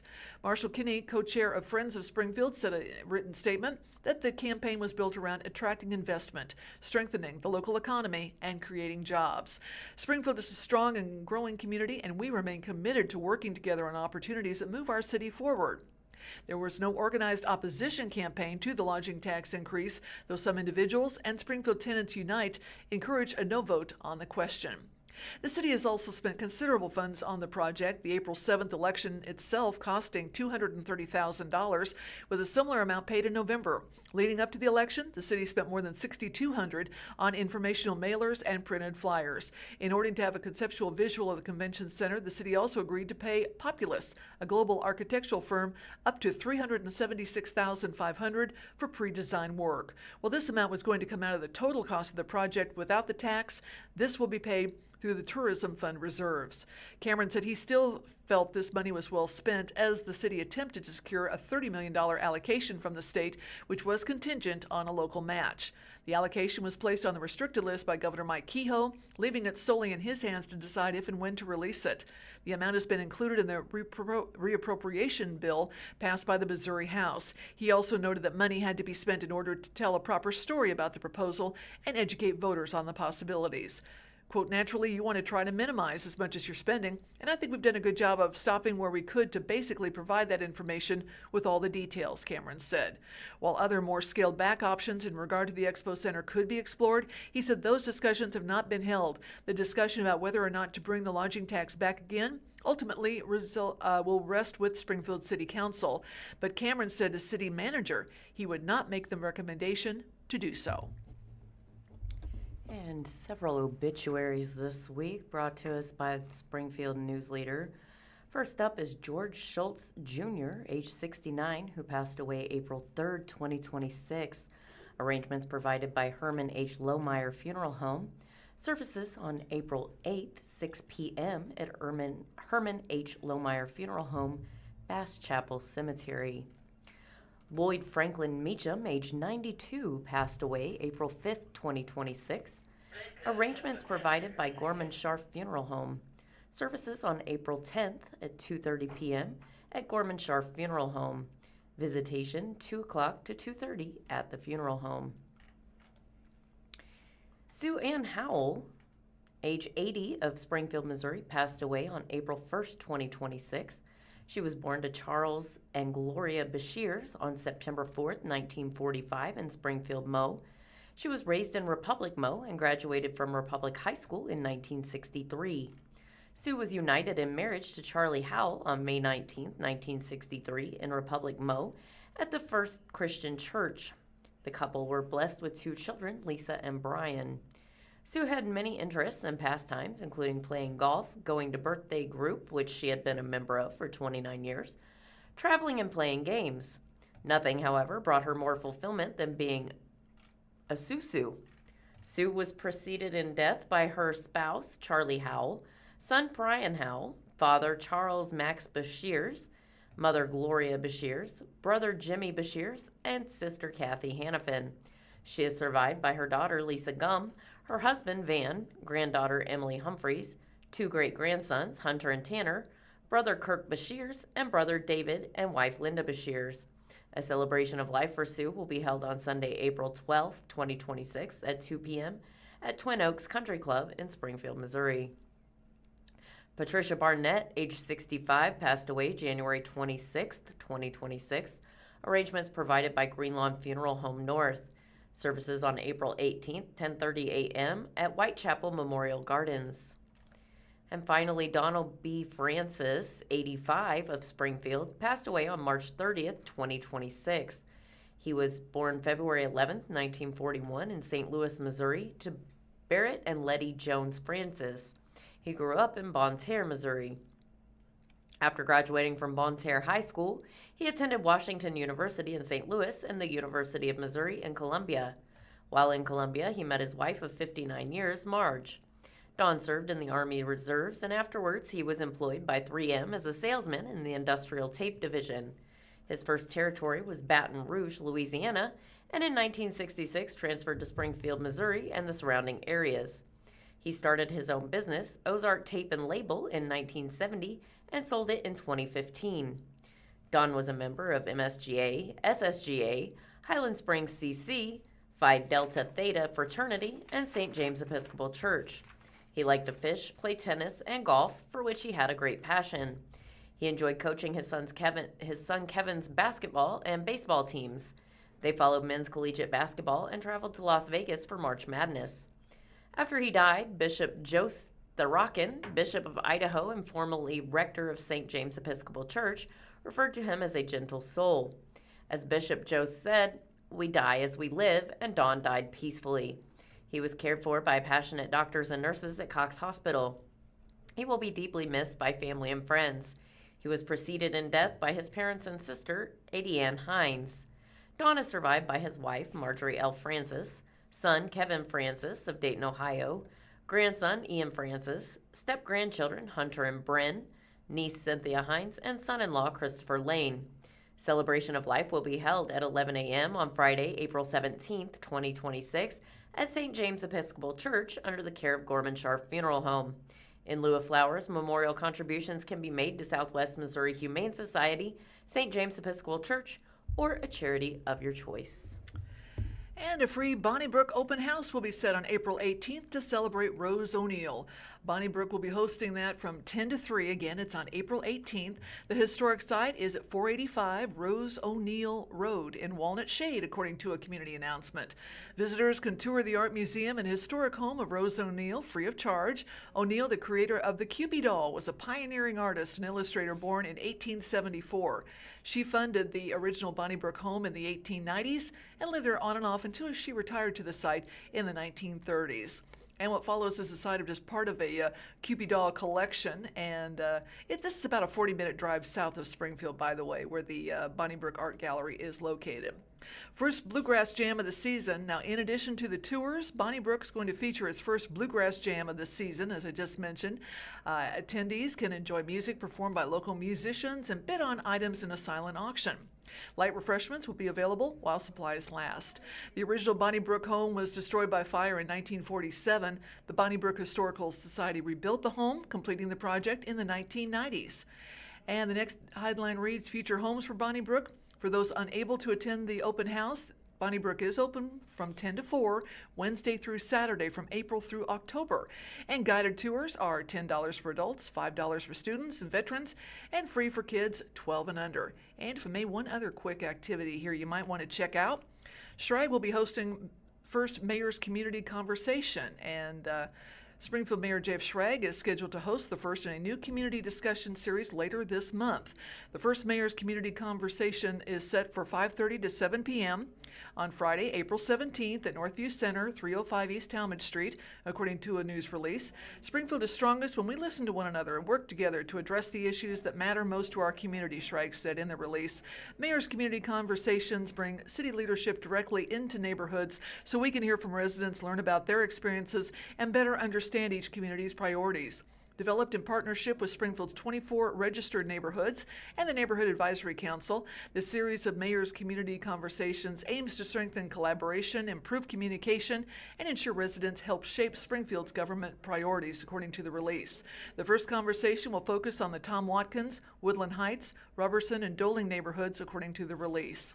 Springfield's other 20 registered neighborhoods will be invited to their designated Mayor's Community Conversation events, city officials said, adding that details will be released when they are available. According to the release, the goal for the series is to help municipal staff and leadership provide clear follow-up, connect residents with the right departments, and address concerns. Residents can expect that during each conversation, attendees will be able to share concerns, ask questions, and talk directly with city staff and leadership. To support transparency and accountability, city staff plan to document issues raised during each session, assign follow-up tasks to the appropriate city departments, track progress with clear timeliness, and publish a public recap outlining key themes, follow-up actions underway, and any items needing additional coordination. Quote, I'm very excited that the mayor and city leadership are coming into neighborhoods to have conversations and listen to what we're struggling with on our own blocks or in our own areas of town, said Neighborhood Advisory Council Chair Becky Voles in the release. How better to fix something than to see the needs up close and personal? Voles added that she expects to see good things happen from this effort. And we have some celebrities celebrating birthdays today. First up, actor Dean Norris, best known for his roles in Breaking Bad and Under the Dome, turns 63 today. Robin Wright from Forrest Gump and House of Cards turns 60. Actress Patricia Arquette turns 58 today. Actor Taylor Kitsch from X-Men, Friday Night Lights, and True Detective turns 45. Rapper Dej Loaf turns 35 today. And wide receiver CeeDee Lamb of the Cowboys turns 27 today. Happy birthday. And speaking of sports, we have the Missouri Sports Hall of Fame exec who's been chosen to appear on a TV series.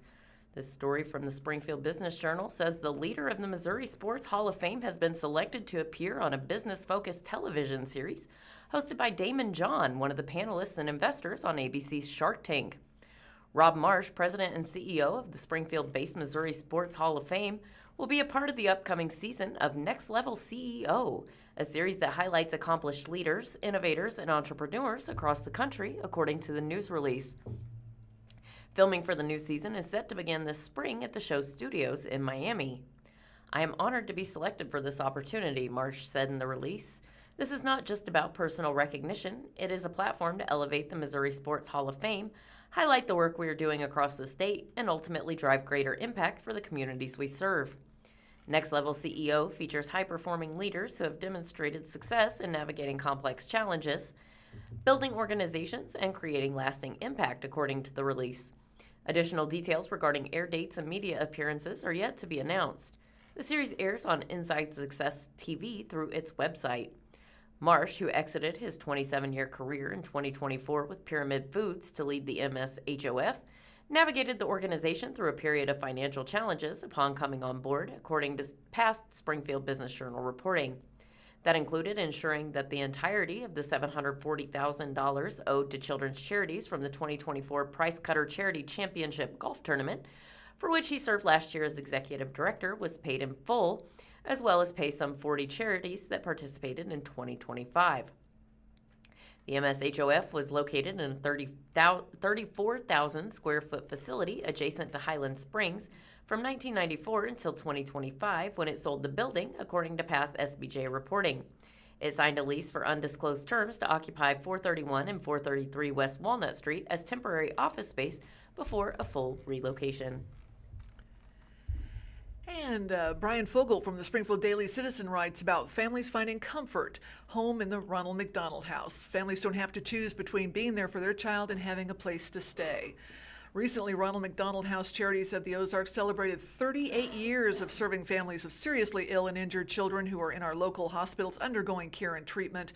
They're a part of the international organization that first opened a Ronald McDonald House in Philadelphia in 1974 and now has 1,000 programs in 60 countries.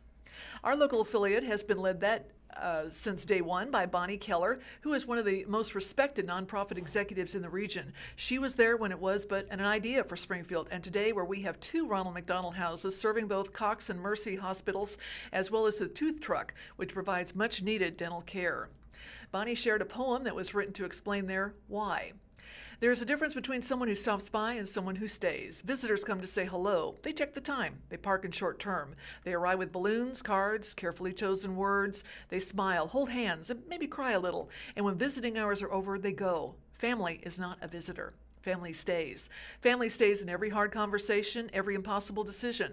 They don't glance at the time, they lose track of it. They sleep in chairs, cars, and hallways. They miss work, they miss paychecks, they miss meals. They put their entire lives on hold just to be close to the one who needs them most. At Ronald McDonald House, we believe no family should have to choose between being there for their child and having a place to stay. So we give them more than just a room, we give them rest, warmth, a hot meal, a shoulder.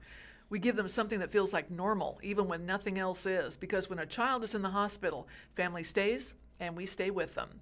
And what follows is a picture of Springfield's first Ronald McDonald House on Primrose Street. Before my own retirement as a nonprofit executive, Bonnie was a peer whom I consulted with often on best practices. And working with hundreds of nonprofits in my former capacity and now teaching about them, I saw a sector long on passion for their mission, but often lacking in capacity in the organizational requirements. Bonnie excels at both and shared with me policies as varied as succession planning to emergency continual operational plans that we use to help with our own operations and planning. She also successfully transitioned from a founding board that helped more as volunteers to a more traditional governing board needed with a mature organization. She shared with me a story early on and how the funding board spent hours on deciding which paint schemes to use in building that first house in 1988. Governing boards don't do that. Her energy, vision, and experience continue to lead the Ronald McDonald House. Since their founding nearly 4 decades ago, they've served over 17,000 families from 48 states and 10 foreign countries, with some stays for just a few days and some for months. I wonder just how differently that holiday would have gone without the Ronald McDonald House. Family stays, and they don't have to worry about treatment. They can focus solely on their daughter, was one case that Bonnie shared. The other main program of the Ronald McDonald House is the Tooth Truck. Region periodically does health assessments, and I remember decades ago, lack of accessible dental resources and access to them was identified as huge critical need. About 70% of dentists in the area do not take Medicaid patients due to low reimbursement rates. Tooth decay is the single largest chronic disease among children. Research shows nearly 80% of it goes untreated, with children living in poverty. Fortunately, the leadership of the Ronald McDonald House responded to the need and debuted the mobile Tooth Truck in 2002. Since that time, they've served over 31,000 children through 66,000 dental appointments free of charge. And if you're interested in learning more and or helping, the website lists volunteer activities as well as ways to support financially. To offer their services for families and children in need free of charge, they need widespread community support. Bonnie shared that although their 2 new children's hospitals associated with Cox and Mercy will mean so much to families in our region, it will also increase demand for their own services. She also mentioned that the pandemic impacted their strong volunteer base, and they certainly would welcome more help in that realm. Fortunately, Springfield and the Ozarks has always responded because they know that they provide so much more than, quote, just a room at a time when they feel the most vulnerable. And let's talk the best cheap eats in the Ozarks. We're not simply talking about cheap food here. This is good food that just so happens to be cheap. Tessa Cooper from 417 Magazine says one of the best feelings in life is when the bill for a delicious meal adds up to be less than you thought it would. This delightful type of surprise is a rarity these days, as rising costs have impacted the food and beverage industry big time. But the good deals still exist, and we sought them out for this feature. Here's where you can score authentic international cuisine, quick bites, and nourishing meals with generous serving sizes, all for a steal of a deal. Starting giant slices with small prices. There's no industry standard for the exact size of a slice of pizza, and thank goodness for that, because these 4 businesses have a generous idea of the ideal. First up, Slapbox Pizza and Wings at 2932 South Lone Pine Avenue. Signature slices at Slapbox Pizza and Wings start at $4.95 for cheese, and toppings cost just 85 cents. We love that each slice comes with a kosher dill pickles on the side, which is a surprisingly good accoutrement for pizza. Big Slice has multiple locations, and this pizzeria is one of few places left in 417 land where you can actually get full for $8. Big Slice lives up to its name as each slice is massive. Order 2 slices of cheese for just $4 each and you'll be satisfied. And if you have to have some toppings, you're only looking at spending about $1 more per slice. Pizza by the Slice at 482 Branson Landing Boulevard, Unit 103 in Branson. The crew here takes pride in cutting consistently big slices. In fact, they aim to make every slice at least 10 inches long with a 10-inch wide crust. A slice of cheese costs $4.99, while the meat eater, featuring pepperoni, sausage, and beef, adds up to just $5.99. Next, we have cheap, healthy, and fast. There's a theory with any type of project work that you can only pick 2 of these qualities: cheap, good, or fast. However, we found spots where you can find food that's healthy when you're short on time and not looking to spend much. Mama's Cafe and Deli has multiple locations. The grab-and-go cooler here always comes in clutch when you need nutritious food stat. But if you're extra hungry, try the Italian sub for $9.99. It's filling and full of flavor. We could eat that garlic and vinegar forward tomato spread by the spoonful. Neighbor's Mill Bakery and Cafe, located at 1435 East Independence Street, number 110 in Springfield. The crew here works at rapid speed, so you'll be in and out before you know it. But if you're extra short on time, you can place an order ahead online. Everything on the menu is reasonably priced, but the half-cold sandwich and small salad combo is especially a steal of a deal at just $9.59. They make all their sandwiches with fresh whole ingredients, but the avocado turkey sandwich on spinach feta bread is an extra healthy choice. The Press Coffee and Juice Bar at 2710 South Glenstone Avenue in Springfield. We're not sure if the Beauty Bowl gets its name from the fact that it's picturesque or that the ingredients are so healthy they'll give your skin a good glow. Think chia seeds, mixed berries, and coconut flakes. Either way, it's delicious, nutritious, and just $12. Craft Sushi with multiple locations. The Build Your Own Sushi Bowl option allows you to get exactly what you want for $8.75, and they put it together right in front of you. Stuff your roll with as many proteins, veggies, sauces, and toppings as you can get away with, and you'll have one massive 10-piece roll. Echelon Coffee, which also has multiple locations. Sure, Echelon serves great coffee, but don't sleep on their food menu. And if you're in the mood for a salad, you're in luck. Adding chicken to their signature salad, the Climber, brings the total to only $12.50. But a similar yet slightly cheaper option is ordering the Peloton chicken salad on a bed of greens rather than bread for $10.50. The Springfield location has a drive-thru, making it a convenient trip, too. Next up, lunch deals. Who doesn't love a lunch special? Here are 7 places that offer great lunch deals. At prices this good, you won't feel the least bit guilty for ditching your packed lunch. First up, Pizza House, 312 East Commercial Street in Springfield. The lunch specials at Pizza House run well into the afternoon, stopping at 3 p.m. Here you can get a 9-inch pizza with 1 topping plus a drink for $9.25.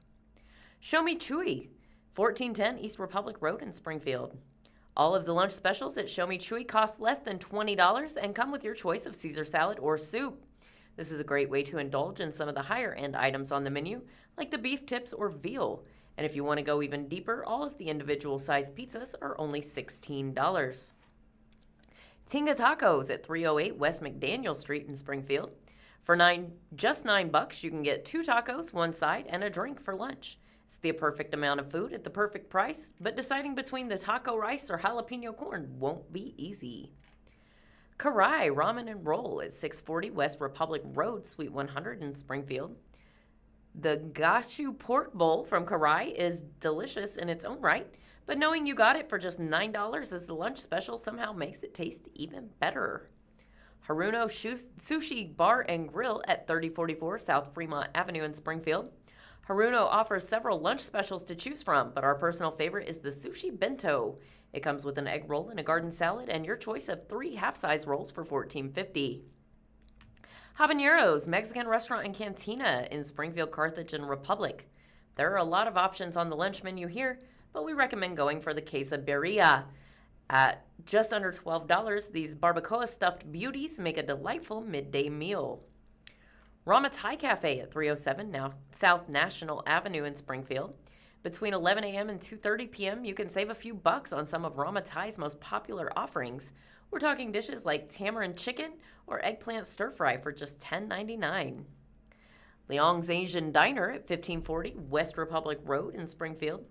Bring a friend and split a half order of Leong's famous egg rolls and a large order of original cashew chicken. It comes to less than $12 per person.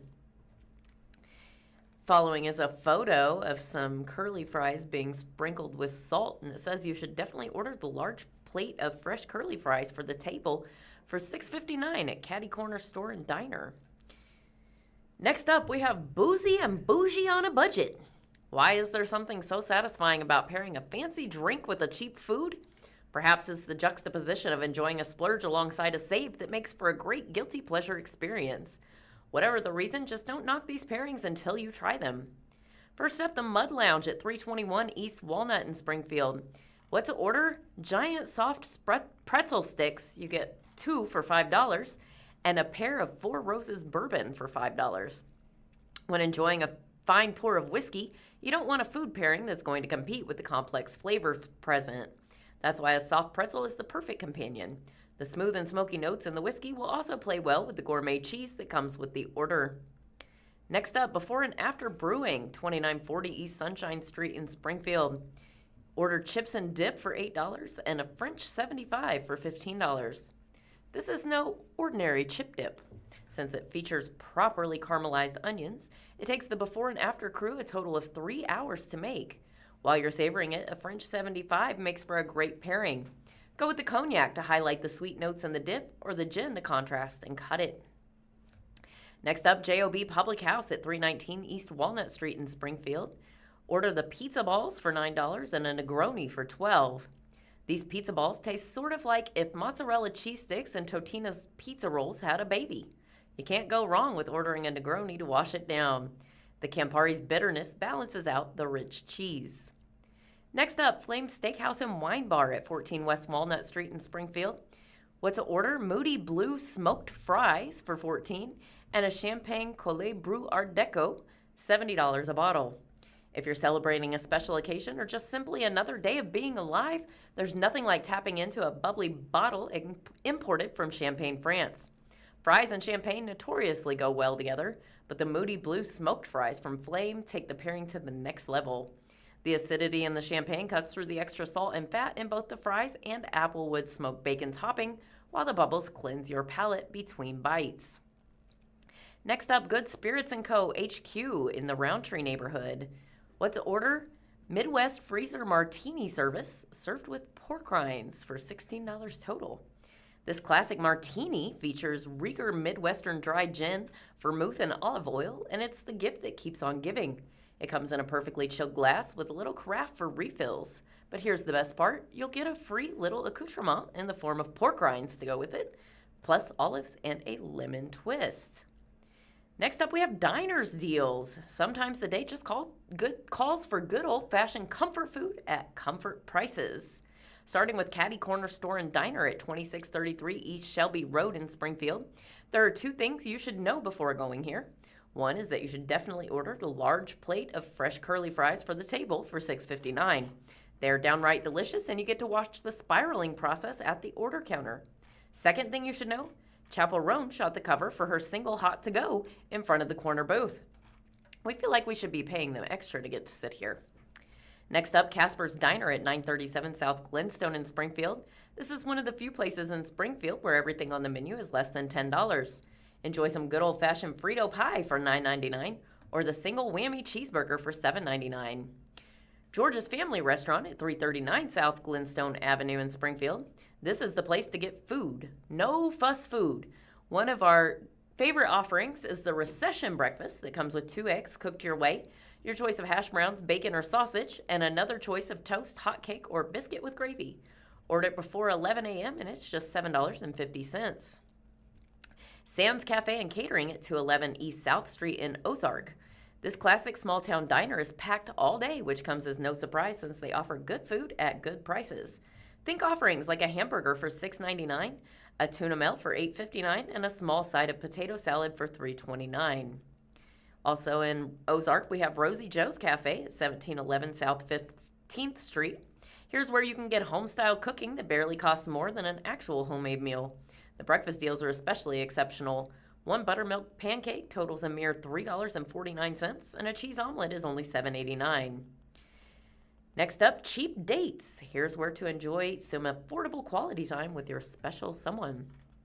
Starting with Laketime Bistro at 13272 Mo 13 Suite F in Kimberling City. If you happen to find yourself with a rare Tuesday off, spend it on the water and enjoy your day at Laketime Bistro in Kimberling City. They offer a 2-for special where you get a bottle of wine, 2 starter salads, 2 entrees, and 2 desserts for $45. College Station Theaters at 415 West College Street in Springfield. Tuesday is a great day to go out on a cheap date at College Station Theaters.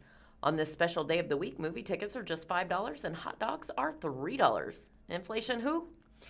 Metropolitan Grill at 2931 East Battlefield Road in Springfield. Opt for a cozy night in and don't just settle for basic takeout. Metropolitan Grill offers a takeout pick 2 special if you order online. Just $40 will get you 2 entrees. You can choose from a New York strip with filet tips, chicken parm, salmon risotto, or a pizza, salad, bread, and chocolate chip cookies. Follow it up with a movie for an extra cozy at-home date night. Jim's Steakhouse and Pub at 1935 South Glenstone Avenue in Springfield. If you and your love enjoy eating dinner on the early side, we don't judge. Head to Jim's Steakhouse and Pub between 3 p.m. and 5 p.m. and take advantage of their early evening menu. You'll get a coffee, tea, or fountain drink, an entree, a salad, and a petite dessert at a discounted price. The Keeter Center at 1 Opportunity Avenue in Point Lookout, Missouri. Plan a day date at the lake and stop at Keeter Center's coffee shop and bakery on your way down. There you can indulge in a maple glazed cinnamon roll and a Swan House latte with coconut, butter pecan, and cinnamon for less than $10. If you need a bitter drink to go with your sweet treat instead, they also have coffee shop basics like Americanos, cappuccinos, and hot cups of drip coffee. Joplin Greenhouse and the Coffee Shop at 2820 East 32nd Street in Joplin. If you want to know what girls really want, it's for you to take them out for coffee, followed by plant shopping. This is a one-stop shop for both. The coffee shop is well known for its puffles, aka egg waffles. They feature house-made batter cooked on a special iron that creates spherical pockets. They are fluffy and mouth-watering and start at just $4.95. Our final category is Little Labors of Love. These small treats require significant time and skill to make. The end result is a little luxury that somehow still costs very little.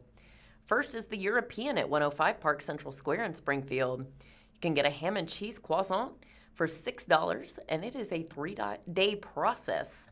The talented bakers at the European use the pâte fermenté old dough technique to make all the croissants lining the cafe's pastry case. This process involves adding a portion of old dough from a previous batch into the current croissant dough. The European has been keeping an uninterrupted pâte fermenté chain going for more than 4 years now. It's a similar technique to sourdough, with the exception that this process uses commercial yeast. To ensure proper flavor development, they later proof the croissants for 5 to 6 hours before high-temperature baking. This results in a soft, chewy center and crispy exterior. The ham and cheese version features local ham from Newman Farms and Kerrygold grass-fed cheese. T-Bar and Bites at 621 South Pickwick Avenue in Springfield has caramel rolls for $9, and that's a 2-day process to make. When it's caramel roll day at T-Bar and Bites, you'll know it. Right before 9 a.m., a line will start to form at the door, and snacking one before they sell out is always worth the wait. If you know, you know. Day 1 of making these rolls involves prepping the dough and letting it rise before punching it down and weighing portions to roll. Day 2's tasks include rolling out, buttering, and sugaring each portion of dough, then slicing and rolling again. While they are baking, the T-Bar crew makes the icing by boiling sugar until it caramelizes. The cafe's original owner, Colleen Smith, created this recipe for her kids when they were little. We are sure thankful owners Eleanor Taylor and Vance Hall are keeping this tasty tradition alive. Buttermilk at 1458 East Cherry Street in Springfield, Missouri has made-from-scratch ice cream for $5 a scoop, and it is a 2-day process to make. You may have tried a scoop of Buttermilk's ice cream or tasted it inside one of their ice cream sandwiches. Making Buttermilk's ice cream begins with coming up with an imaginative flavor combinations and sourcing quality ingredients. But when it's time to mix it all together, that's when the real work begins. A large batch of ice cream takes about 45 minutes to combine and heat up to 180 degrees Fahrenheit. It then has to cool down in the freezer with ice paddles, which takes around 3 hours. After that, it sits in the refrigerator overnight. Churning takes a little over half an hour, and then the ice cream freezes for at least 8 hours to complete the process. If you're still with us, you deserve a double scoop.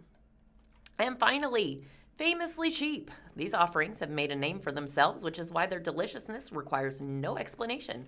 The main thing we want to highlight about these notoriously good dishes is that they are surprisingly cheap. Sancho enchilada style at Mexican Villa, multiple locations. The price is $8.99 for a half or $13.99 for a full. Banana cake at St. Michael's Restaurant and Catering at 301 South Avenue in Springfield is $7.25 a slice. Fried spinach at Retro Metro, located at 2150 West Republic Road in Springfield, is $12 for a half or $18 for a full. Large strawberry house salad and a roll at Spring Creek Tea Room in Ozarks, Missouri is $8. That's located at 107 South 3rd Street. And finally, deli tomato soup at Nearly Famous. That's at 2708 South Glenstone Avenue in Springfield. And that costs $4.99 for a cup and $6.99 for a bowl. Northside residents call for more incentives to redevelop Kearney. And a couple of key points: new redevelopment plan for Kearney Street is being considered after a previous plan from 2018 failed to produce significant change. The updated plan would exclude more business types, including marijuana dispensaries, from receiving property tax abatements. City leaders and residents are urging for more creative incentives beyond the tax abatements that have been offered for years, and officials have indicated that additional economic incentive opportunities are being explored for future consideration. Kearney Street has long been in need of redevelopment, and while a new version of that 2018 plan seeks to renew efforts to incentivize development, both city leaders and Northside residents are urging the city to go beyond the same efforts that have failed to result in meaningful change in nearly a decade. The original redevelopment plan, approved by Springfield City Council in 2018, covered 3.5 miles of Kearney Street between Albertha Avenue and just east of Glenstone Avenue, and sought to use property tax abatements to encourage investment into the corridor. However, only 7 projects have occurred under the plan, 6 at the intersection with Glenstone and the remaining 1 at the other end of the corridor, with no meaningful redevelopment in the meaningful sections. And what we see is a shot of East Kearney Street looking west. City staff presented a new version of the same redevelopment plan, which expired in 2023, to Council at its Monday, April 6th meeting.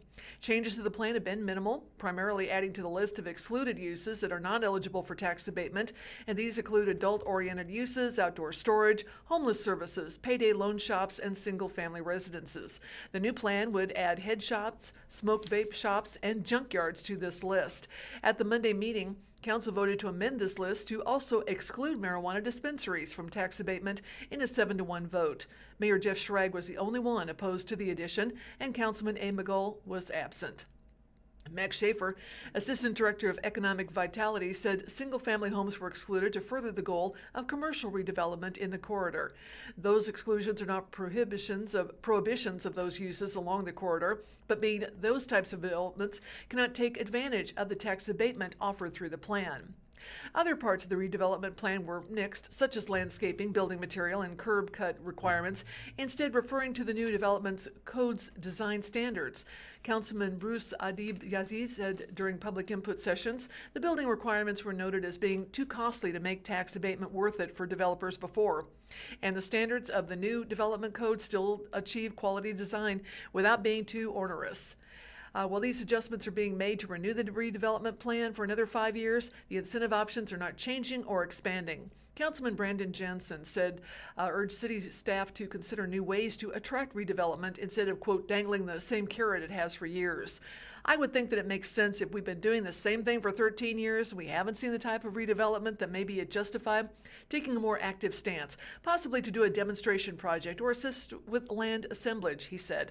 I'd like to see staff feel empowered to be more creative with some of the solutions that you're bringing to the table. And speakers addressing council Monday night also made similar comments. Mona Purin, Woodland Heights neighborhood Association board member said she was disappointed in the lack of progress the original redevelopment plan achieved. It really pains me to see what the north entry to our city is like. It's not a street I'm proud of, she said. It changed, but it didn't improve. Becky Voles, also of Woodland Heights and chair of the Neighborhood Advisory Council, raised concerns about the frequency and tight proximity of the same types of establishments such as car washes and car service shops. She said there is significant momentum in the north side to make the redevelopment successful, including park improvements, reopening of the Jefferson Avenue footbridge, and rollout of the Neighborhood Works Plus program.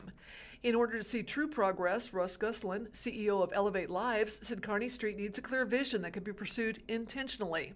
He said he hopes the city efforts will do not stop with that plan and suggested options like matching grants for small business owners and recruiting types of desirable businesses with more purpose. If we only remove blight, we get incremental change. But if we define what Kearney Street corridor is meant to become, we can create real transformation, he said. If we get this right, it won't just improve a road, it will change how an entire part of our city is experienced. City Manager David Cameron said city staff are looking into additional proactive ways to seek out redevelopment, and council can expect proposals to come forth in committee in the future. I think this is a start, but creating a whole new catalog of opportunities in our economic incentives is something that we're going to look at moving forward, he said. The public hearing on the amendment to exclude marijuana dispensaries from the incentive will be carried over to the next meeting on April 20th, when council is also expected to vote on the entire redevelopment plan. And a big thank you for listening to the Blind Community Thrift Store radio reading service today. Hope you'll tune in every day, Monday through Friday, at our YouTube channel beginning at 10 a.m. for more up-to-date news from the Springfield News-Leader, Springfield Daily Citizen, Springfield Business Journal, and 417 Magazine. And listen after we're live on the Audio Reader Network, www.reader.ku.edu. All broadcasts are played over KSMU's subcarrier airwaves at 67 kilohertz on 91.1 from 3 to 5 p.m. Monday through Friday. Don't forget to contact Audio Reader Network for more information on how you can receive a pre-programmed radio. The time is